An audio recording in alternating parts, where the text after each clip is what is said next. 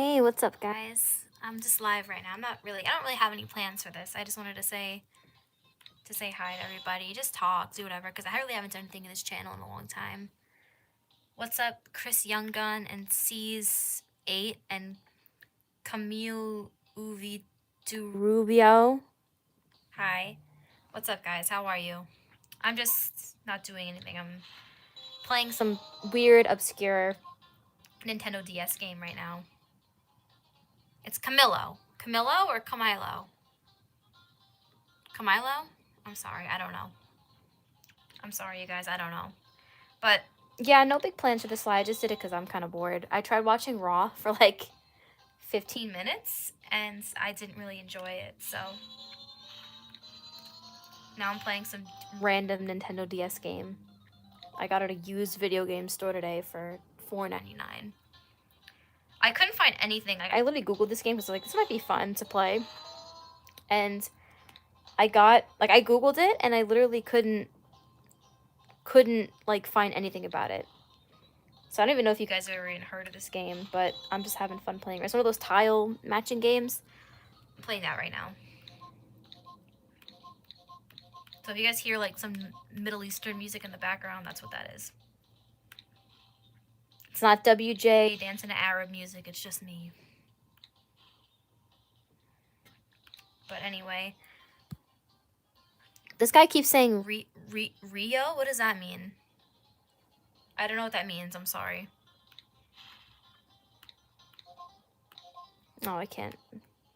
I'm really bad at games, by the way. I always wanted to do gaming streams, but I'm really bad at games. And I have like a retarded taste in games anyway. But I suck at games, so that's part of the reason why I've done a couple. Actually, I played, it wasn't Bugs Bunny Crazy Castle, but it was a variant of that with like Woody Woodpecker. I don't know if you guys even remember that, but I tried doing that at one point. I suck at like everything. I try to do new things all the time for this channel. I try to review wrestling. I suck at that. I've tried to do food reviews. I suck at that. I don't know, maybe I should try vlogging, family vlogging or something like that. I could try doing that. But anyway, if you guys want to talk a little bit, because I don't know what else to do. And someone should clarify, like, if C's 8, if you're still in the chat, can you clarify what Rio means? Oh my god, 32 people watching? Jesus Christ. That's bizarre. I went from 0 to 30. I didn't think anyone was going to join this. Where's Righty? Righty is at his house. I'm at my house. He's in his dungeon. Remember when Smarkbusters would go live and he'd be in, like, the void? Yeah, that's where he is. He's stuck in the void right now. That was all real, by the way. Like, you guys think that was a joke? No, he lives in a black void. And you just gotta, like, pluck him out of there from time to time. That's where Righty lives. Oh, no, I gotta get this thing. I'm, like, out of time. This game is weird because it gives you, like, so much time, but, like, you just spend so much time on bullshit, and then, like, you're out of time when it's time to do what you actually need to do. Smarkbusters. That's a name I haven't heard in a long, long time. Well, wrestling is dead, so you're not going to hear from them anymore. I still watch your guys' reactions to Wrestling Otaku. Oh, that's cool that people actually go back and watch that, because I never thought I was good on those live streams. Like, I remember, like, for a time, a lot of people were hating, and, like, I kind of get it, because, like, I really didn't think I was entertaining on that at all. I do get really nervous. I get, like, I'm shy, and I get, like, kind of, like, stage fright, I guess, when I think there's a lot of people watching, and there usually was, like, more than what I'm used to, anyway, for, like, live streams and stuff. So I would always get nervous. I'm very shy, so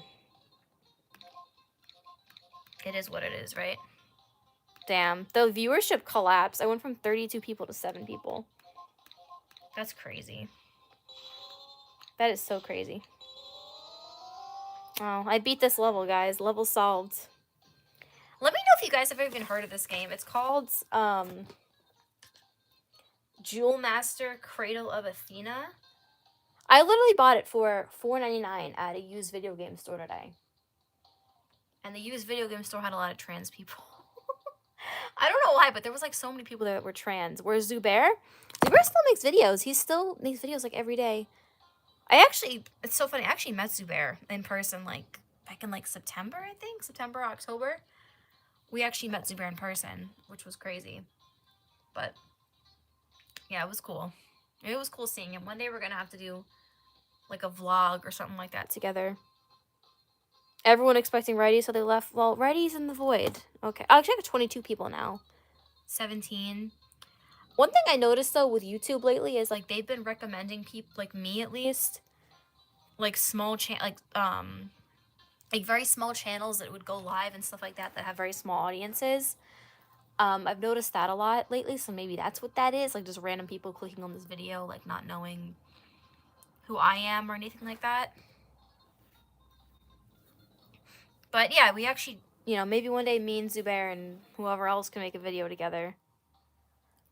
Come to Chile? Maybe. I don't really know what there is there, to be honest with you, though. I really have no idea. Wasn't that guy Abel that used to join the Smartbusters live stream? He's from Chile, I think. But yeah, weird. Like, numbers keep going up and down, but it doesn't really matter to me. But yeah, let me know if you guys have heard of this game, because I certainly haven't. I literally bought this just because I thought, like, the cover art, like, looked interesting. Yes, he is from Chile. Okay, so I thought, okay. I bought this game because I thought the cover art looked interesting. And, like, every other DS game they had there was, like... You guys remember, like, the DS and probably the Wii, too? Like, there was so many just, like, this, like random... Like, they weren't even games, per se, but it'd be, like, my fitness trainer or, like, my calorie counter or my math tutor or whatever. You know, just stuff like that that wasn't even really a game. This was, like, all that store had. They had that, and they had, like, baby games. Like, they had, like, Dora the Explorer games and, like, not Barney, but they had, like, Dora games and whatever else. So this is, like, one of the few things there that I would actually want to play. They had, like, a Cars game, like the movie Cars. But, yeah, so I bought this game. It's fine, I guess. It's not the most entertaining, but it's fine. I don't even know how long I'm going to go live for, to be honest with you. I'm just kind of chilling right now. I'm actually surprised there's even people in the chat. But it's cool that you guys are here. I just didn't personally expect it, that's all. Anyway. This game is really weird. The music, it's supposed to be like Greek or something like that, but the music is all like Middle Eastern. Break the chains by forming matching tiles into groups under them. I don't know. I'm retarded. I don't understand this stuff like this. But yeah. If there's anything you guys... It's the best country in South America, ignore the rest. What about Argentina or like Brazil? Those aren't worth seeing. Don't go to Bolivia or Peru. Yeah, you don't really hear about people going there, honestly. I've never heard someone say, like, hey, I'm going to Bolivia, like. Personally, I've never heard of that, but. Yeah. Where's Lefty? Lefty he's dead, remember? Lefty died like 10 years ago at this point. Anything else you've seen since then has been Lefty's ghost. Yeah, Brazil is good, but it is cool, but I feel like America's future is just Brazil anyway, so. That's basically what America will probably become after a certain point. Be similar to Brazil.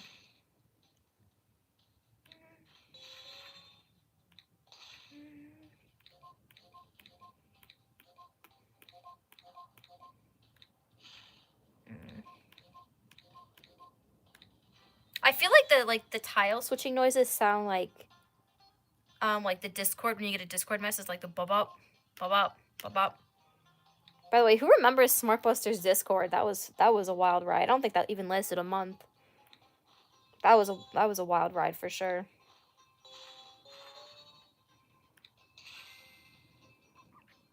South America? You mean Texas?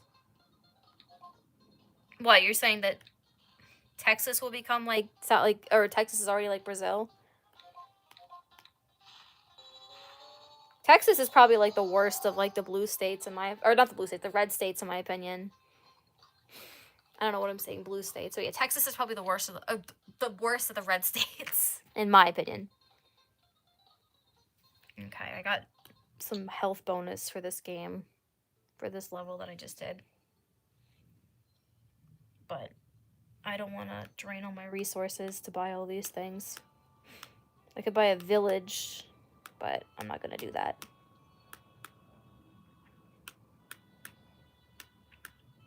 It's like the one thing I can afford though, aside from I bought the boats already. I could buy the village, but I don't know if I want to do that right now. Excuse me. Oh, I got 2 likes. Oh, at least someone likes me. Better than things in Canada. I've heard Canada, like, especially with the immigration, is just like it's like the worst thing in the world. And you got like the assisted suicide, like all this crazy shit.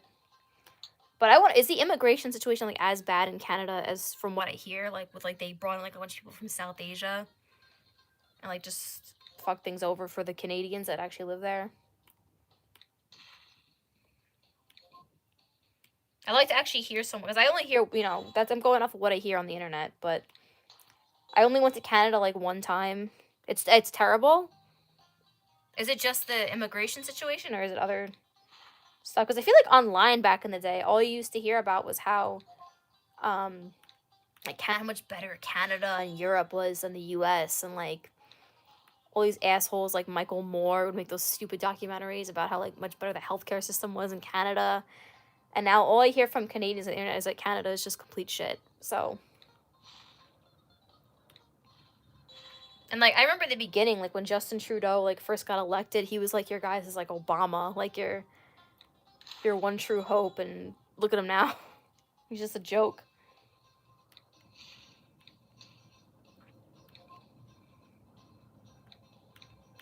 Alright, how do I get... Okay. Sometimes this game is literally, like, it's so easy, but I'm just stupid and forget how to do things sometimes. But I heard Canada is fucked. I've heard Europe is fucked. The U.S. is like the... Hey, it's Ahana. What's up?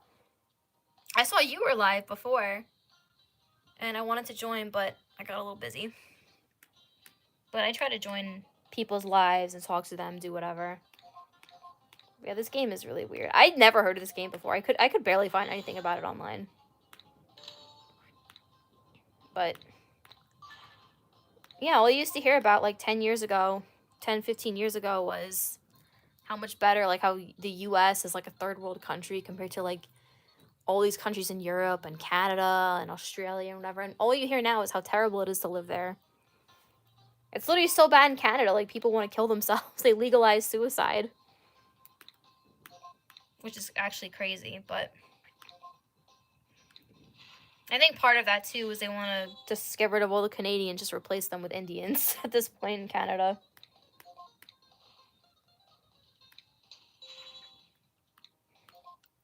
None of my Uber drivers have spoken fluent English. Yeah, it's true. I mean, I used to take Uber a lot. Like before I had a car, I'd have to like rely on Ubers a lot. And yeah, most of the time they were like foreigners from China, India, Pakistan, wherever. I mean, every now and again, you'd get someone who was American, but that was very rare. And like, they were always like, I used to take Uber a lot.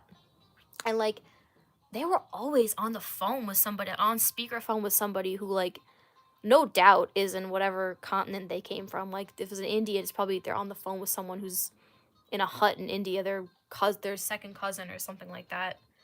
But they'd always be on the phone with somebody. They would act like you're not even there. It was bizarre, honestly.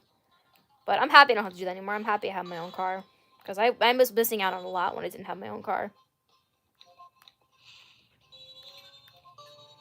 I don't know if you guys know this. I didn't learn how to drive until pretty late in life. Like, I I'd rather be in Minnesota than in Canada. Minnesota, though, like, I don't know what it is. People have talked about this. Like, I feel like every, like, crazy, like, story with, like, civil unrest and, like, just anything crazy happening, like a shooting or, like, people uprising, protests. I feel like it's all been in Minneapolis. And, like, I don't know what that is. Like, St. Paul and Minneapolis, I feel like are, like, the patient zero of all that shit.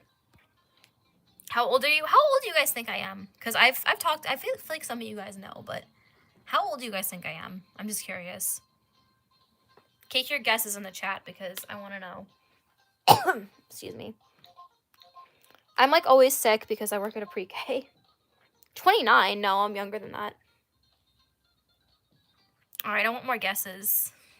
Give me more guesses, people, because I want to know. I want to know what you guys think.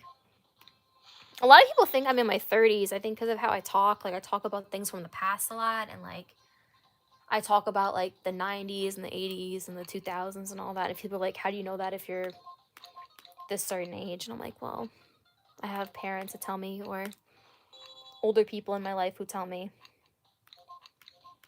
All right, I gotta get this, I gotta clear this thing in this game. 25? Okay, you guys can keep guessing. Just because I'm curious. I'm curious what you guys think. Maybe I'll reveal it. Or maybe I'll find out I've been lying this whole time and I'm, like, 12. I was born in, like, 2013. It must suck, though, to be, like, a Gen Alpha.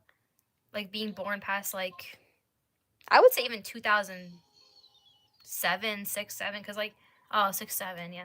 But, because, like, I feel like you missed everything. Like, at least, like, if you're, I mean, being in the born in, like, the late 90s and early 2000s is, like, the most cucked thing ever. Because, like, you had to go through, like, your young adult years or, like, your college and high school years through COVID. And then now you're at the age where you're trying to start a career and AI is just taking over. But I feel like if you're born, like, past a certain, like, if you're Gen Alpha, it's like, you really just missed everything. Like, you don't remember when games were good. You don't remember when, like, shows were good. You don't remember when people, like, were normal and not, like, completely insane. Because, like, that's, like, the hallmark of, like, the 2020s, in my opinion. It kind of feels like everybody's just given up. Like, no one cares anymore. Like, nobody gives a fuck these days. Like, at all. Like, I feel like millennials, like, when they were the younger generation, you could tell, like, they cared. They at least still cared a little bit. I think even though, like, they, you know, millennials mostly missed, like, the good economy and all that too, but I think they had hope that things would get better. I don't think Gen Z, like, has any hope, unfortunately. And you can see it on people's faces, just no one cares anymore. You know, it's sad, but it is what it is, but yeah, it's just sad, you know, what I think about it a lot.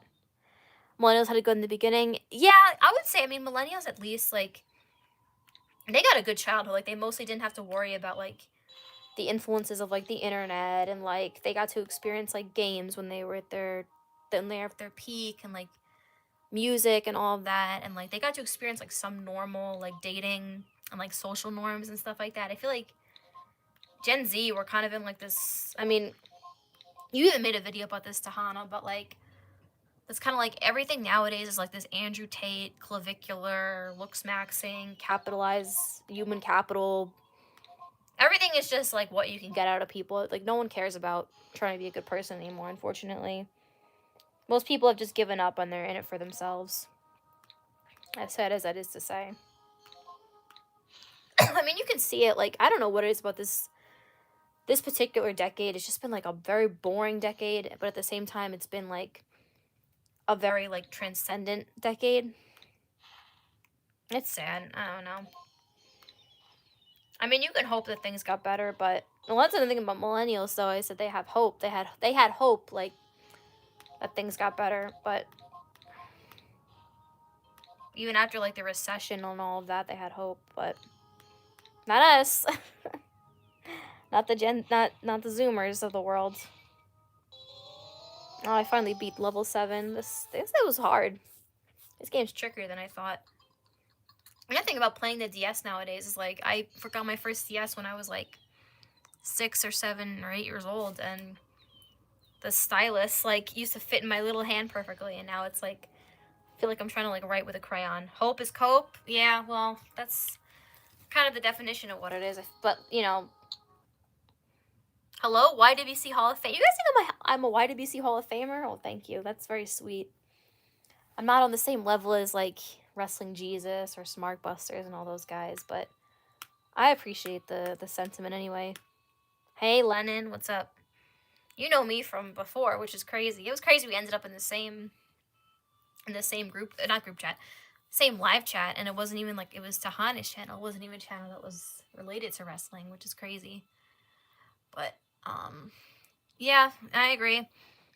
But I think like if you're, especially if you're an older millennial and you were like of age where you could vote in 2008, like Obama really represented like people having hope and like the economy getting better, and like as we were just reeling off of recession. You know it's over when Trap doesn't say hi. I said, oh, I'm sorry. I didn't see you, JC. I'm sorry if I didn't say hi, but hello. Hello. I try to say hi to everybody. I'm sorry. I haven't heard the term YWC in a long time. Yeah, the YWC is dead, basically. I mean, I tried to bring back the reviews and all of that, but I just can't. Like, wrestling is basically dead, and wrestling is dead. The YWC is dead. I mean, most of the good channels don't make videos anymore. Like, WJ doesn't care to make videos. Smart Busters don't care to make videos. Who remembers, like, the old YWC channels? Like, who remembers, like, True Slayer and, like, all those old guys? And Spinnernet and, like, all those really, really old guys. That was back when there used to be a lot more people making videos. How's it going, Miss Trappy? How's Righty? Righty is stuck in the void. Righty, he has to, I said earlier, you gotta pluck him out of that void that he's always in. PS Power still going strong. Yeah, PS Power, it's crazy, because, like, I really think he, like, recorded, he is a time traveler, and he went back in time to, like, 2007, 2008, and recorded those videos, because, like, it seems like he uses the same camera, he looks exactly the same, he sounds the same, and he has to be kind of old, because he always talks about watching wrestling, like, the new generation era, that was be, like, the early 90s. He must be old, but, like, he hasn't changed at all. I really think he's, like, a vampire or a time traveler or something. He's a time traveler, like, Charlie Kirk. You guys heard about that? Candace Owens said he's a time traveler. Boy, I do miss the old YWC, like, Off the Rope Show was awesome. Yeah, I remember Off the Rope Show. I remember there was, like, a big deal that, like, they tried to make a newsletter or something, and they were going to charge people money, and, like, people didn't really like that. That was back when, like, the YWC was, like, popping, though. Like, there was always some drama. There was always some bullshit going on. Who remembers, like, all those old channels, too? Rest in peace to Charlie. He had some, like, really good videos. Charlie Wolfkale.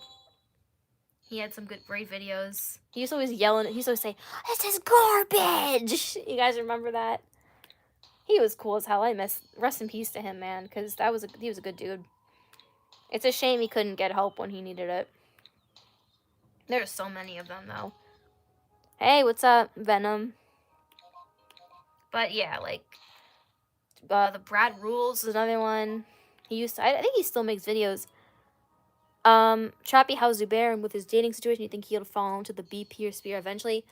So he does a show, actually, about dating these days.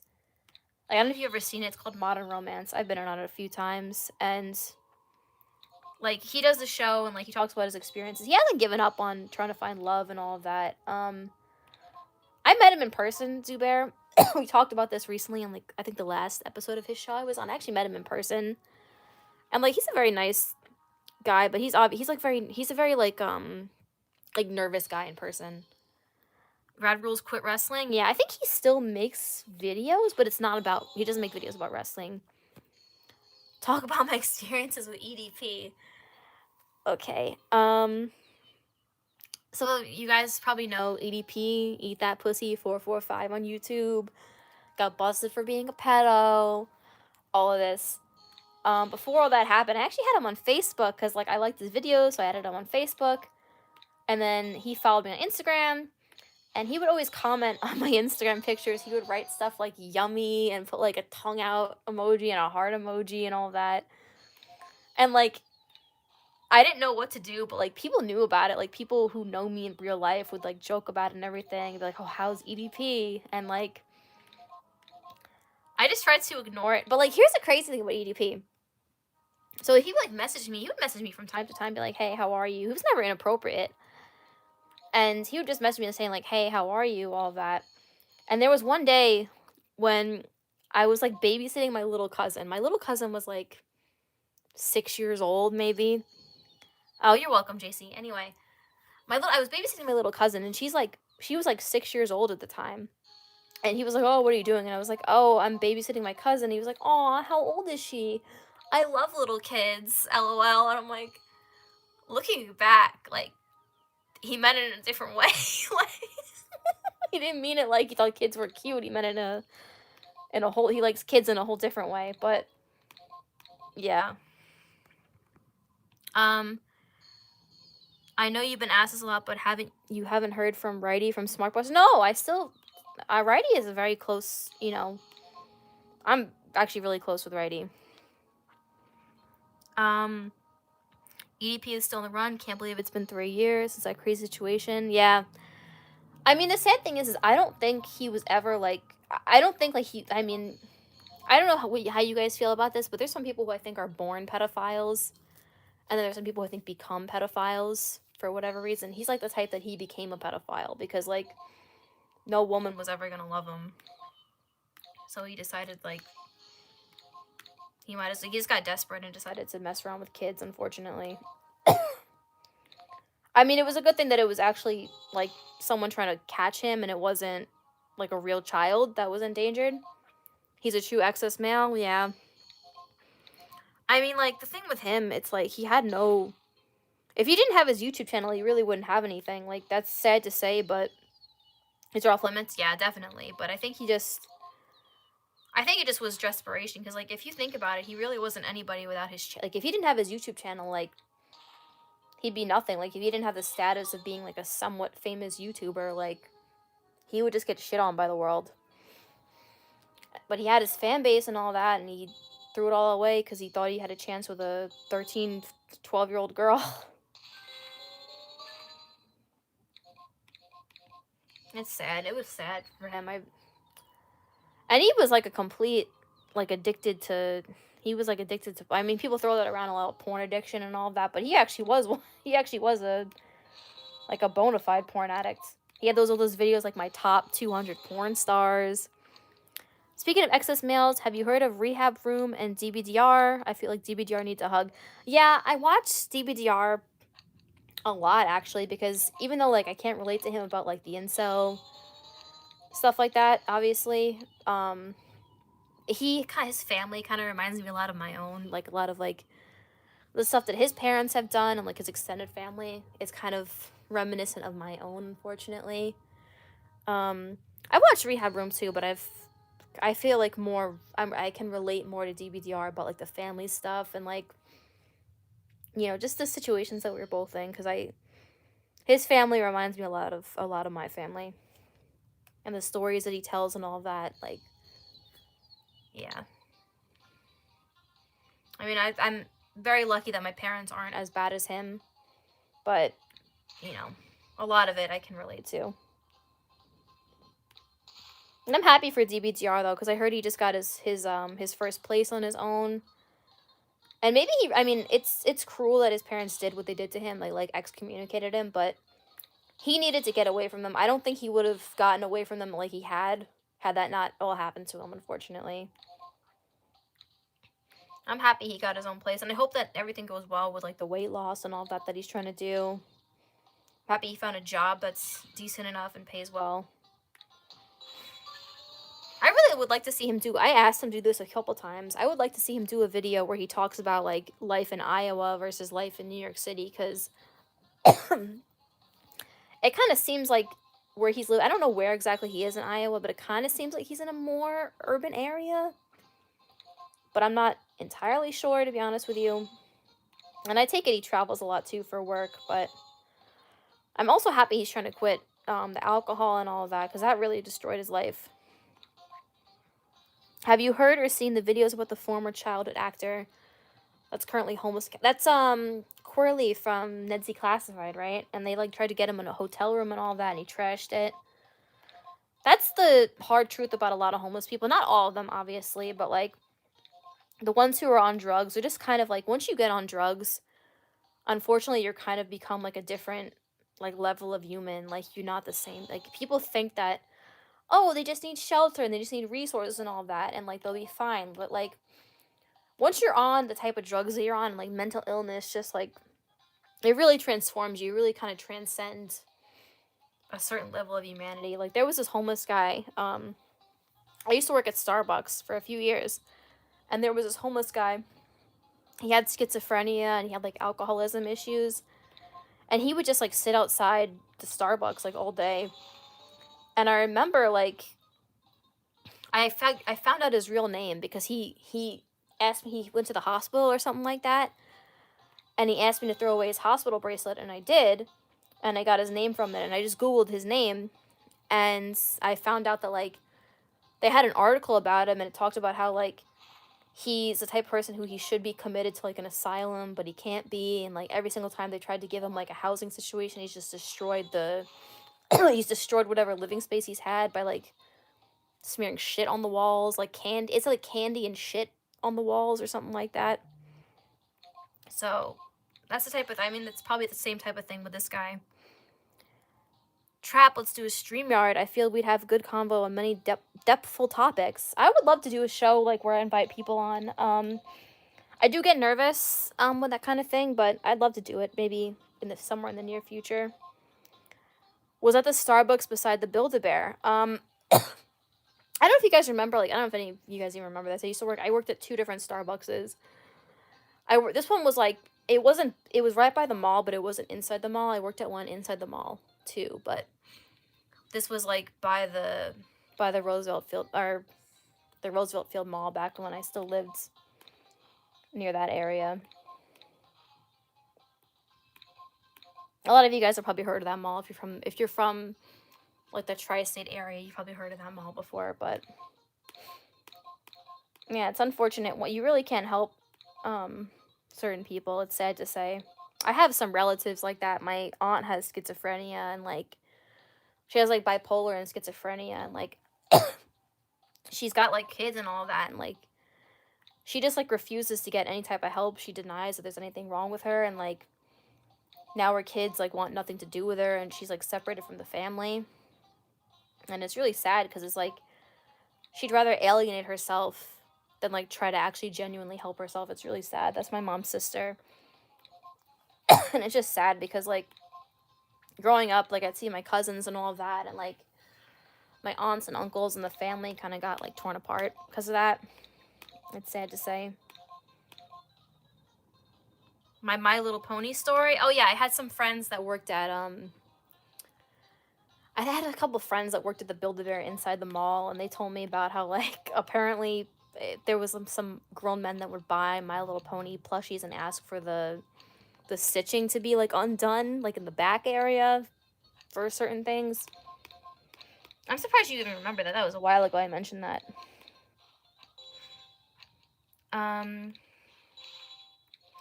had a friend who was homeless and addicted to smoking, and it was almost a losing situation with her. Thankfully, her family took her in recently. She's doing fine.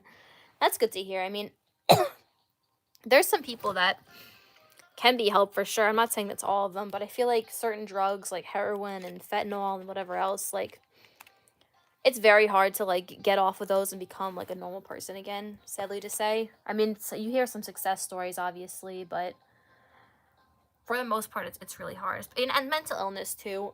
I mean, those often go together, but that's, yeah, fentanyl.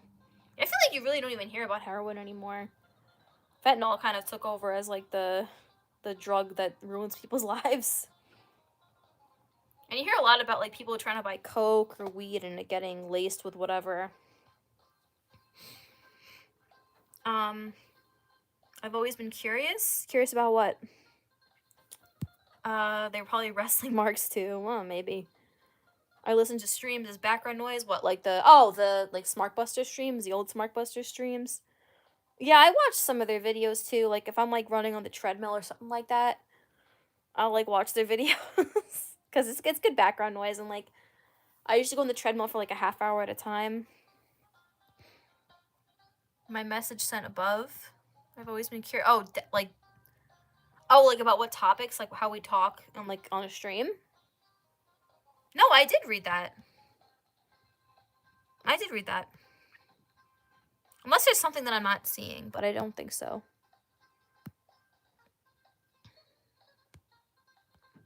Oh, okay. I see it now. Okay. I had the top chat enabled, not the whole live chat. I'm sorry. That was my fault. Chappie, what's your gig? Are you like a femcel, or what's your angle in the spear? Do you just kind of float around? I'm not a femcel. I don't consider myself to be a femcel for the most part. That's probably not real.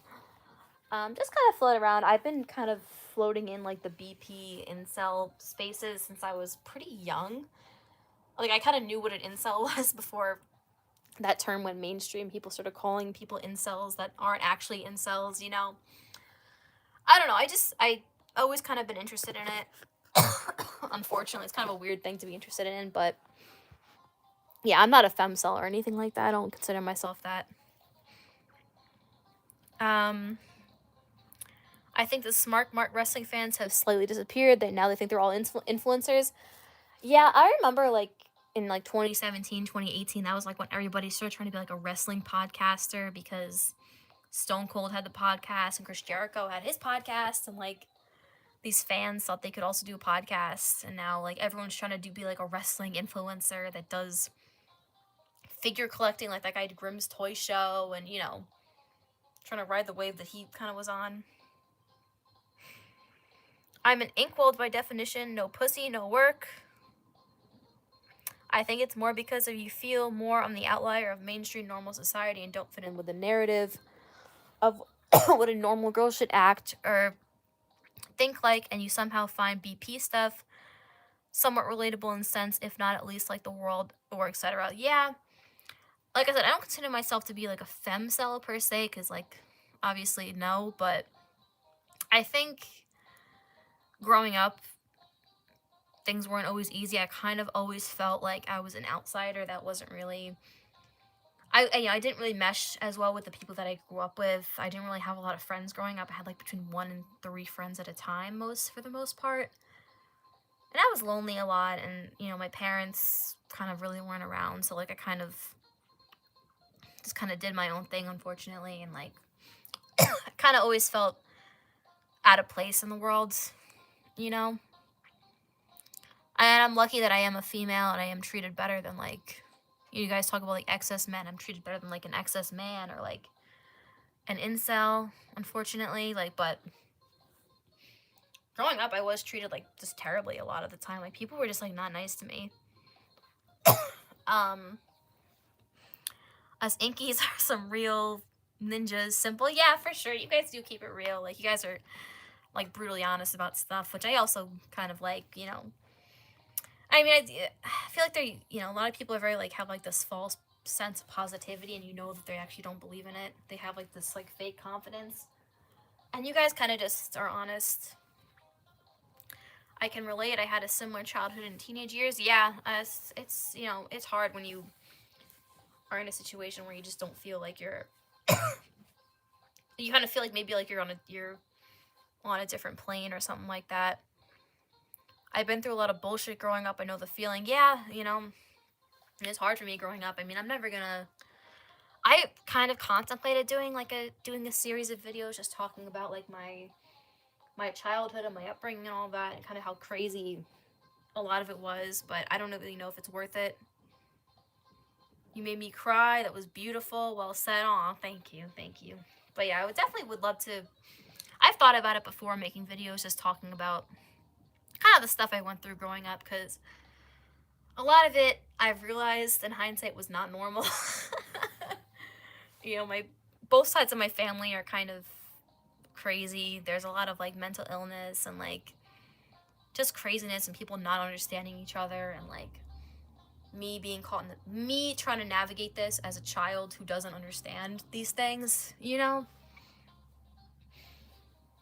And like kind of going to school and realizing that, you know, my situation's not like others. Hey, Andy. You should. It can help others. What you went through, have a point of view. Yeah. I'll think about it definitely. I mean, I don't really know what I talk about first. Probably a lot of the stuff with my dad's side of the family, because that's more of what kind of ran my life for so long. I don't know if I've probably talked about this in the past a little bit, but like my dad's mom was just like completely crazy. Like grandmother was like completely crazy. And my dad was crazy as a result growing up. So, yeah.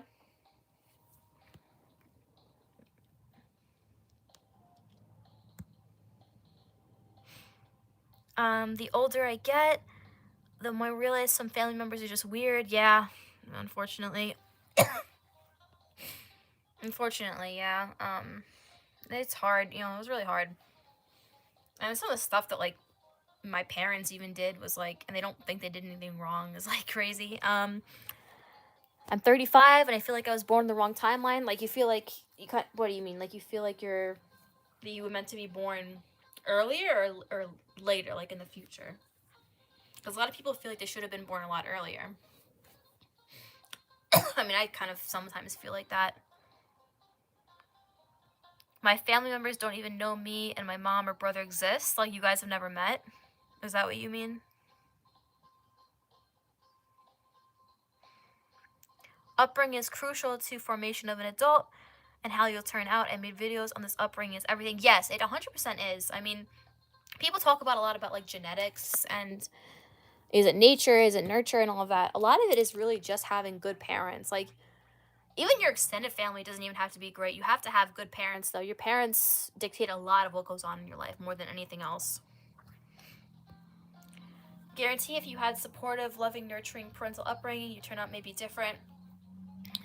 Yeah, for sure. I mean, I don't think my parents don't love me or anything like that, but it's just like I had to deal with a lot of like tolerate like a lot of just like craziness growing up, and like my parents had options to like get me out of it and they just wouldn't, and that kind of bothers me.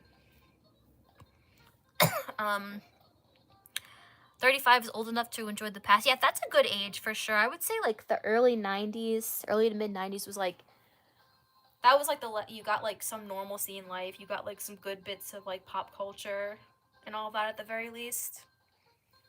I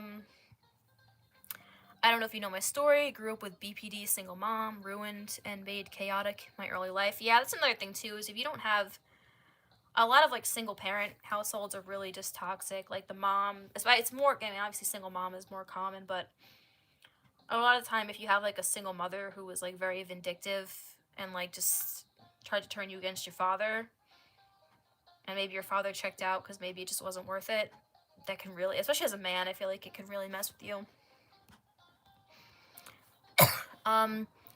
Does your mom bake cookies? Yeah, my mom actually likes to bake, which is kind of cool. Like my mom is actually very, very good at like baking cakes. My mom made like a little mermaid cake one time, like with like the doll. And I don't know if you guys ever seen those cakes that have like a doll inside of them. And then like she built like a mermaid tail and all that around it. It was really cool. That's me. Chaotic upbringing equals anxious, lack of emotional regulation, young, difficulty, and hyper vigilance. The list goes on. Yeah.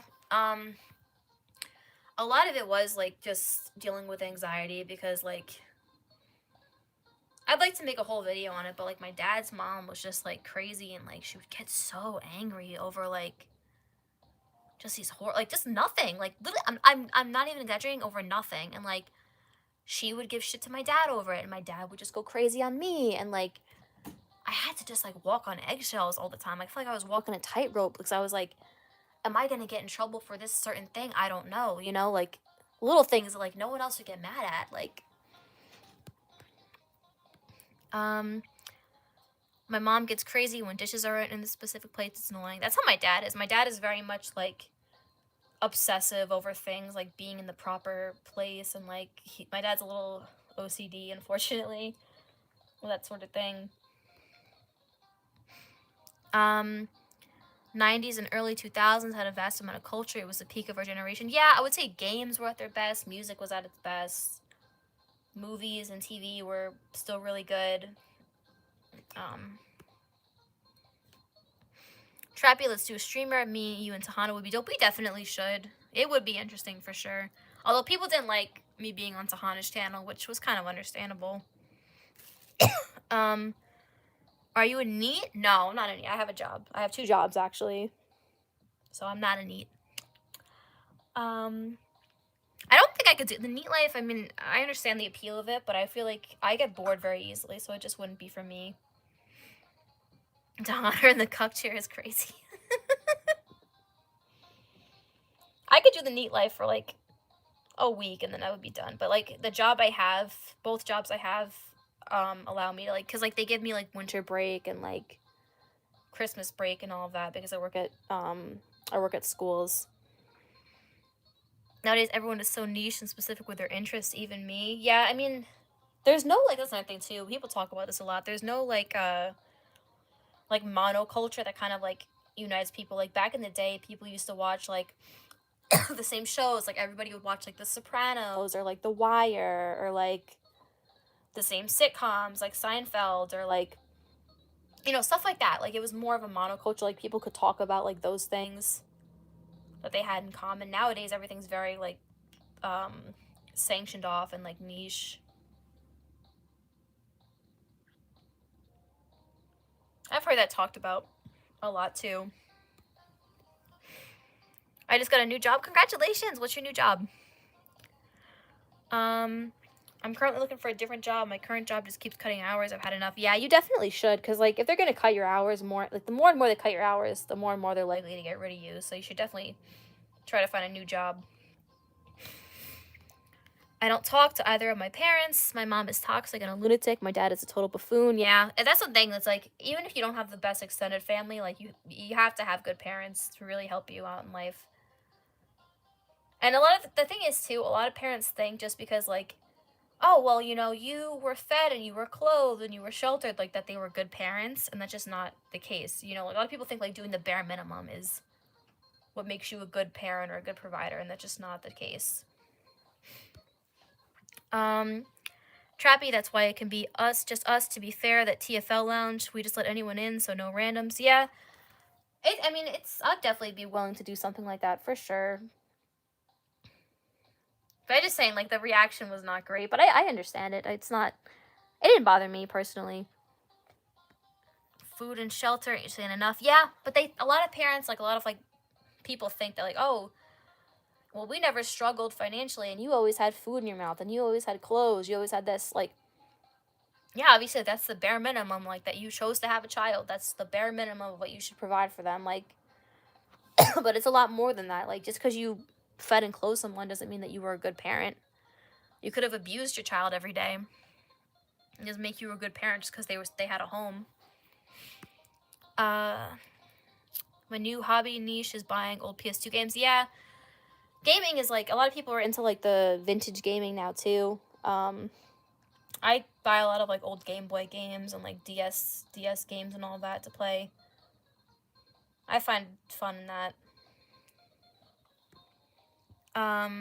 Your team member at Whataburger. Whataburger is good. I only had it one time when I was in Tennessee because they don't have it here. But yeah, it was really good. I thought it was pretty good anyway. It kind of tasted like a blend of 2 different like fast food places, but I can't put my finger on what. Trappy more real than a lot of real ninjas, to be honest, not gonna lie, even to Glaze, but so many haters on Tahana in the past. Your boys can't support a ninja. Yeah, I mean, I get it though. I understand like the weirdness towards like females in that sphere. I get it 100%. Like, because a lot of it too, people assume like they're there for attention or they're trying to grift or like they're trying to get money off guys, whatever. I mean, people can think what they want. It really doesn't bother me. But the whole reason why I kind of gravitated towards it was because of how I can relate to it in different ways, like my upbringing and all of that. I never wore Jordans, Nikes, or Adidas shoes growing up. My mom could only afford them from thrift stores and Goodwills. I was still happy with what I had. Yeah, I mean, like, I don't know how it was for you guys, like, growing up, but, like, in my hometown, like, there was so many, like, sneakerheads, especially in, like, middle school, and, like, if you wore the wrong type of shoe, like, you got, like, roasted, and, like, people made fun of you, and, like, I remember I came to school one day wearing, like, it wasn't, like, they were, like, New Balance sneakers, which is so funny, because, like, those are, like, trendy these days, but, like, I wore, like, a pair of, like, New Balance sneakers in, like, 7th grade, and, like, this guy, I didn't even know him, he was on my math class, and he just started, like, roasting the shit out of me for it. And they were brand new sneakers, and I never wore them again. I never wore them again after that, because I was so embarrassed.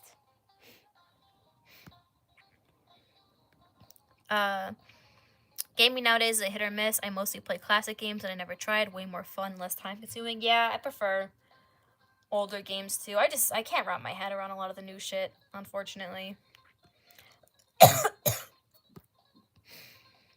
Getting caught wearing reps with a death sentence. Yeah, it was crazy, like,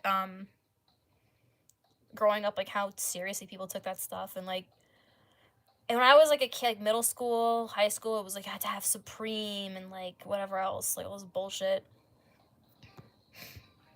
Shoes were reputation back in certain schools. I'd say more urban city schools, your drip was reputation. Yeah, definitely. I mean, New York, New Jersey, well, people took that very seriously. I thought it was so stupid. It's like, it's such a waste of money to care about, like, expensive sneakers and whatever else. Folks got roasted. They had counterfeit Jordans. That and the Team Jordans, too. And I think those are actually made by, I think those are actually, like, name brand, but, like, those could get you made fun of. Like, you had to wear, like, specific types of Jordans, and, like, it was just so stupid. And, like, the sneakerheads at my school had, like, all the clout. Like, I remember they were, like, the ones that were, like, the most popular in my, like, at my school. I hate new games try to make you addicted to their multiplayer stuff. Yeah, and it's always just, like, with new games, it's just money, money, money, money, money. And, like, I get that it's kind of always been about that, but it seems like it's just getting worse and worse with that. My parents bought me fake Jordans. I got flamed. Yeah, you couldn't get away with that. You would think, like, oh, these look convincing enough. Like, I'll get, these are convincing enough. I'm sure I'll, get away with this. No, fuck no. You would get flames in my, especially, like, I mean, if you grew up in, like, a more, like rural school or something like that, I don't know how it was, but, like, if you grew up in, like, yeah, like, an area that was more urban, oh, 100%. Oh yeah, happened to me too. A dude in the lunch line would make fun of the shoes I had, just stay quiet and comfortably, but deep down I wanted to yell at him so bad. Yeah, it would be people like, you didn't even know them, and they'd be talking shit about you because of your shoes. You would get posted on, like, my school had, like, a Snapchat story. You would get your, like, your feet posted on the Snapchat story. People making fun of your shoes you had on. Like, it was crazy. I'd rather wear some Adidas, very comfy. Yeah, I like Adidas shoes. I have a couple pairs of Adidas. I mostly wear like Nike Dunks, but when I wear sneakers, but I like Adidas too. I recently ordered AYN Thor, which is kind of like a 3DS successor and can play a lot of retro consoles like PC and GameCube. I have no interest in getting a PS5 though. Yeah, I heard a lot of people didn't have great things to say about the PS5. I have this weird thing. I bought this thing on TikTok Shop. I don't even know if it's legit. I have this thing called, like, a Game Master, and apparently it has, like, a bunch of, like, old GameCube and whatever else games on it, but I haven't tried it yet. I have no idea if it's even real or if I got scams. I'm addicted to this Marvel Rivals game, and I'm like, yeah, I'm not playing this anymore. It's messing me up. Converse were cool in LA back in my day. Yeah, Converse were always kind of like a safe bet for sure. I feel like you could wear Converse safely and, like, not get made fun of, but certain other shoes you definitely would. And it's funny because, like, the shoes you get made fun of for wearing back then are the shoes that are trendy now. Like, those Fila shoes, those, like, chunky ass Fila shoes were popular for a bit. New Balances are popular now. Like, it's weird. I got roasted once for wearing bad Adidas shoes in elementary. That was it. Yeah, Adidas is mostly a safe brand though, I feel like, but if you wore, like, the wrong type, maybe I guess you may be made fun of. I don't know. I could never wrap my head around the shoe thing or like why anyone cared, but I have a PS5 and kind of regret it. I'm waiting for GTA 6. Yeah, GTA 6 I don't think is ever coming out. I remember seeing like a trailer for it. The trailer looked like ass, but who knows if it's good, if it's going to be good or not. Trappy, are you white or Latina or I'm half Chinese, half Dutch? No, I'm just kidding. Let me know because you guys guessed my age before. Guess my ethnicity in the chat. I want to know what you guys think. Jordans are low-key ugly. I mean, now I'm mature, they look tacky. Yeah, I agree. You don't really, I mean, I see a lot of like older men now wearing like those types of sneakers because I guess like they're the generation that like now they're growing up, they grew up with them. But yeah, I don't know. Not really for me personally either. Oh crap, I never expected to see this chick live. I go live once in a blue moon, sir. Every once in a blue moon I do go live. I always those feel shoes were ugly. Yeah, they're ugly. Those chunky white ones are very ugly. But they were trendy for a little bit. Like back in like 2018, 2019, they were trendy. I think the MLB made New Balance popular, especially LA Dodgers. Yeah, definitely. I mean, you see them like now it's like socially acceptable to wear them. But for a while that would get you flamed. You're giving a whitewashed Latina vibe. Not overly white Karen, but a flair of Latin. You're either Italian or Puerto Rican. Why not both? That's a very common combination, I feel like. That and Italian and Irish are very common combinations. Trappy, it's okay. You can make fun of my ugly ass. No, I'm not gonna do that. That's horrible. I'm not gonna do that. I'm not that mean. I'm not that mean, you guys. I'm not gonna make fun of anybody.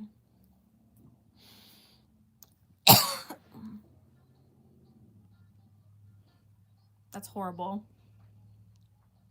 Oh, my dad texted me before I didn't even see. He always texts me, hope you have a good day. Trappy, are you Chad only? Like, are you saying asking if I only date Chads? Trap is giving African vibes. I wouldn't say I ever dated, like, they asking me if I only dated Chads. I wouldn't say, like, any of the men that have dated were Chads, per se. They were mostly just, like, normal men. I don't know. I mean, I obviously date men that I'm attracted to, but I never don't think I ever really dated a Chad archetype guy. Chad only gentleman. Don't get your hopes up.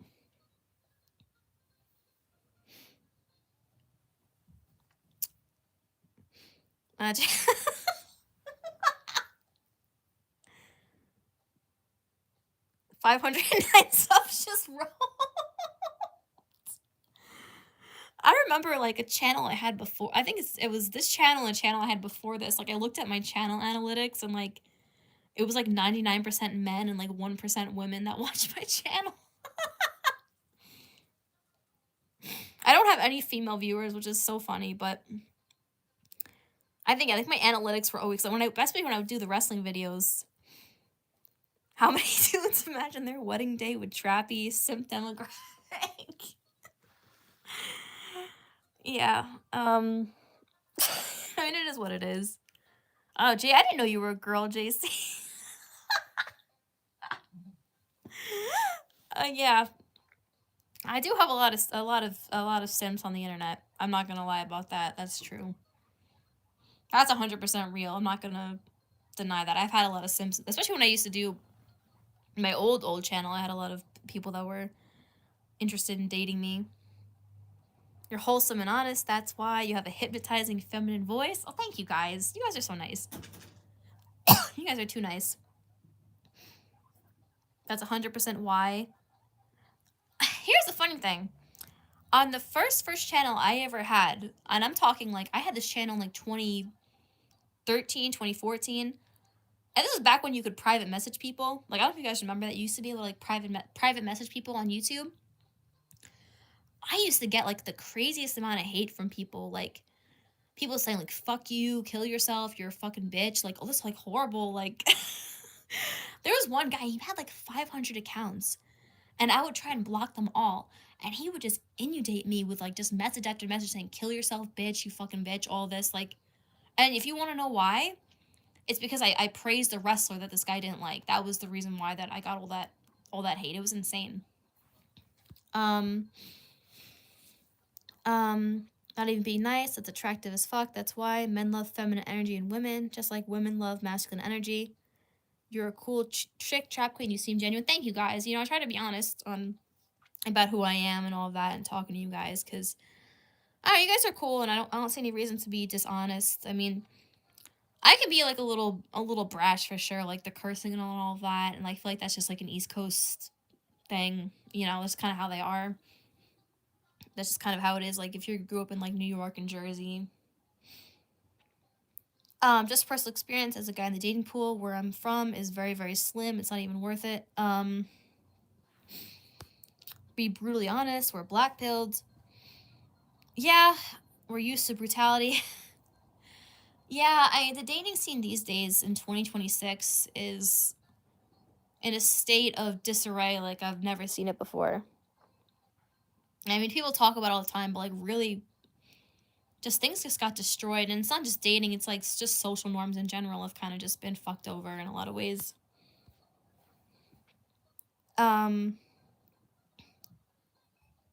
What do you think of Clavicular? He's funny. He's definitely really funny.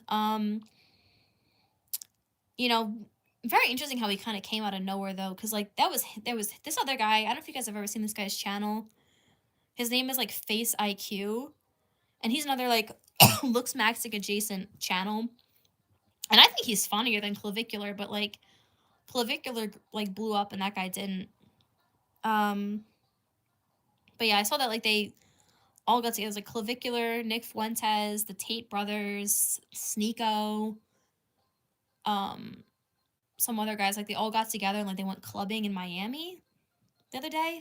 That was interesting. Yeah, Face IQ is brutal, but like he's really, really funny. But he's horrible. It's like the people he talks on his video, he's horrible to them, bro. Like I feel bad for laughing at some of the stuff he says. Like it's that bad.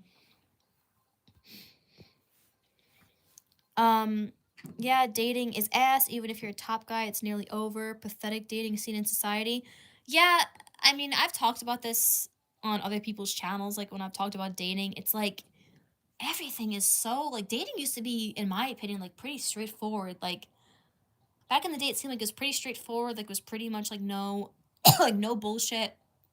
And now you got to put up with like you gotta have to have a 3-month long talking stage, and you gotta text. You gotta do like the texting game perfectly, and you gotta situationship and ghosting and all this. Like it's just like it gives you a headache. Like it really just does give you a headache, like completely. Clav is a little beta. He'd get bodied. I think that Face IQ, like if they met up, I feel like Face IQ, at least verbally, would like give him the smackdown. That guy does not hold back. That guy Face IQ is too much. I feel like I legitimately feel bad for laughing at some of the stuff he says. I used to get sad about being single, but now I'm past high school. Mindset, I just became stoic with that. I will say, one thing that is kind of nice about being out of like high school or college, that you don't have to like, if you don't want to be around a lot of people, you don't have to be like, you can just go to work and go home. Like you don't have to deal with like seeing like people with like a ton of friends or like a ton of girls around them or anything like that. Like it kind of makes you feel like a little bit better because like you don't see it happening, if that makes any sense. I'm 25, living off the kiss a girl gave me when I was 13. I mean, if you haven't had anything since, I mean, that's the highlight. I mean, you still remember that fondly. Especially, I mean, if you've kissed a lot of girls since you were 13, you probably won't even think about it. But if that's where you kind of feel like you peak, then you're going to be thinking about it a lot. Most women just seek validation and attention, ghosts, and just aren't serious. It's depressing, not an era for genuine good men who want to build a relationship with love a woman and settle. Society punishes good men. I mean, that's another thing too. I mean, people talk about like the toxicity of like dating apps and like how dating apps destroyed the dating scene. It's true though. It's very cliche, and I know that's like it's like boring to talk about at this point, but it's sad. Like I've been on dating apps before, and like after like a few hours, I kind of just felt like gross. Like I was like putting myself up for like sale, and like there was like these like hundreds of men that like all seeing my profile and like judging if I'm good enough, and like just off a photo, and it's like I don't know, it's just a weird feeling. I wouldn't know. I've never had a girlfriend, never kissed a girl, never held a girl's hand. I'm 25. It's over. I've accepted. Yeah, you're approaching wizard status. So I don't want to laugh at you, but I'm laughing at the wizard thing. I didn't mean to laugh at you. I'm a jobber who had a U.S. title and just lives off that. Yeah, you're like it's like Jinder Mahal. He had not the U.S. title. He had the U.S. title too, but he had the world title one time, and that was that was it for him.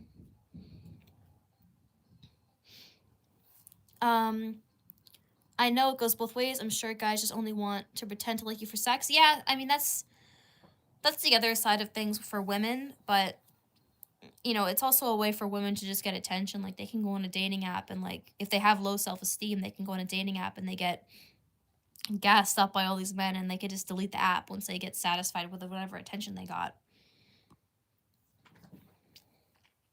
Wizard casting spells, black pill Gandalf. Just date a goth girl? Most goth girls aren't real these days. Most of them are fakes doing that for attention. Have you seen the pig girl experiment on dating apps? So like someone like used like an ugly woman and went on a dating app. Men will fuck anything. I mean, yeah. It's sad. Men pretend they have standards, but for the most part, they really don't. I love how even if they wouldn't be seen in public with you, a lot of men would fuck an obese woman like on the low, or an ugly woman. Trappy, what would you say your true SMV is? I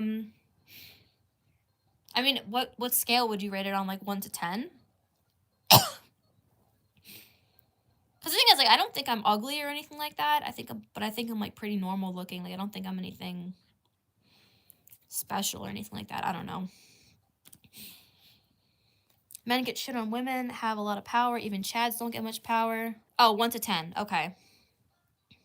I'll go with like a 6.5. Yeah, women do have a lot of power, and women have a power to ruin your life, unfortunately. Yeah, I would say I'm normal. I'm not like anything. I'm not anything crazy. I don't think I'm like that. Like I really don't think I'm ugly, but I have a lot of flaws, like a lot of physical flaws, and I do have some personality flaws too. I would say my biggest flaw is that I care a little too much about what people think of me. 6.5 is high tier, Becky. Yeah, I'd say 6.6, 6.5, somewhere around there. Maybe 7. Not super high, but not super low either. I couldn't say 7 though, only because what was that guy Kevin Samuels always tell women, rate yourself from a scale of 1 to 10, and you can't say 7. Do you remember that? Trappy should go on Fresh and Fit. Oh, I was thinking about this earlier. Myron looks like somebody that like. You guys ever see like those like Arab guys at the mall who like think they're entrepreneurs because they do Forex trading? That's like what he is to me. Like that's what he looks like to me. And I also think it's funny how he goes by Myron Gaines and his real name is like he's got some kind of Star Wars name. I see people like you and JC with high SMV and looks and wonder how you guys ended up here. I talked about this earlier, but I think I kind of fell into the black pill sphere because sometimes I could relate to what they were talking about, even if it wasn't about relationships. You know, if it was about stuff like family or like why upbringing is important or like social situations. I could kind of relate to some of that. Myron looks like a double agent from some sand country. Myron looks like the type of guy in elementary school that would snitch on you over nothing. He's like very much like a guy you see at the mall like selling phone cases, you know, that are like jacked up 20 times the price of what they should be. I don't know if you guys ever see like that guys like that at the mall, but that's the energy that he gives off. Or like a guy that messaged you, like a guy from high school who like messaged you on Instagram like, you want to make a lot of money really fast, and like it's just some bullshit.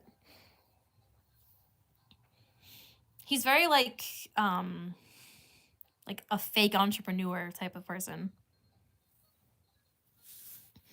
Yeah, the black pill touches a lot of other things I seriously connect with. I never try and pretend to be fit into like TFL or anything, but like that. But like you trap, I feel like sort of an outcast. Yeah, I think you can. I think even if you're not like an outcast in the dating scene, like maybe you've had success with women, like you can relate to it in a lot of other different ways, like you said. Or just feeling like you don't fit in for whatever reason it is. Yeah, the guy who ends every sentence with my friend. Yeah, he tries to he's a manipulator for sure. People like us find comfort in the exile types of communities. Yeah, definitely. 100%.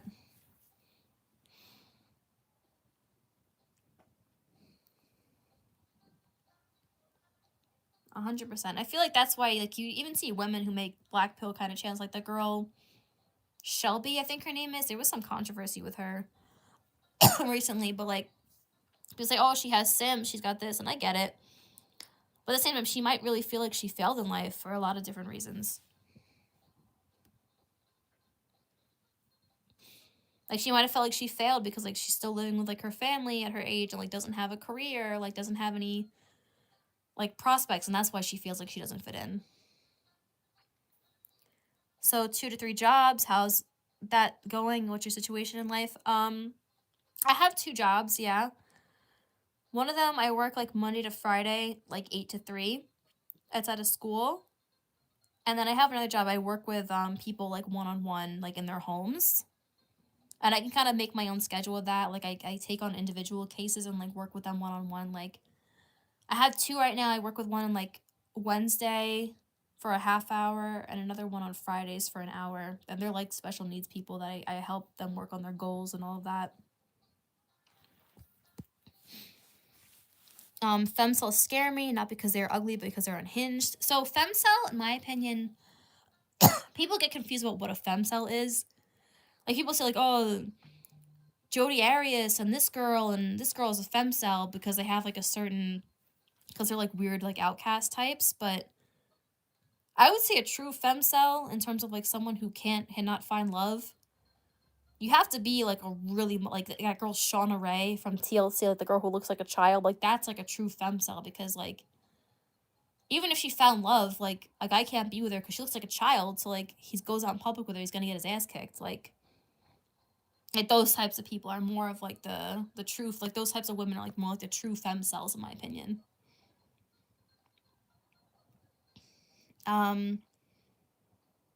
Brutal femcells are low key. Yeah, you have to be like it has to be like a real like situation. Like that girl Lizzie Velasquez who was called like the world's ugliest woman. Like that's like a femcell. Like that's someone who probably cannot find love, unfortunately.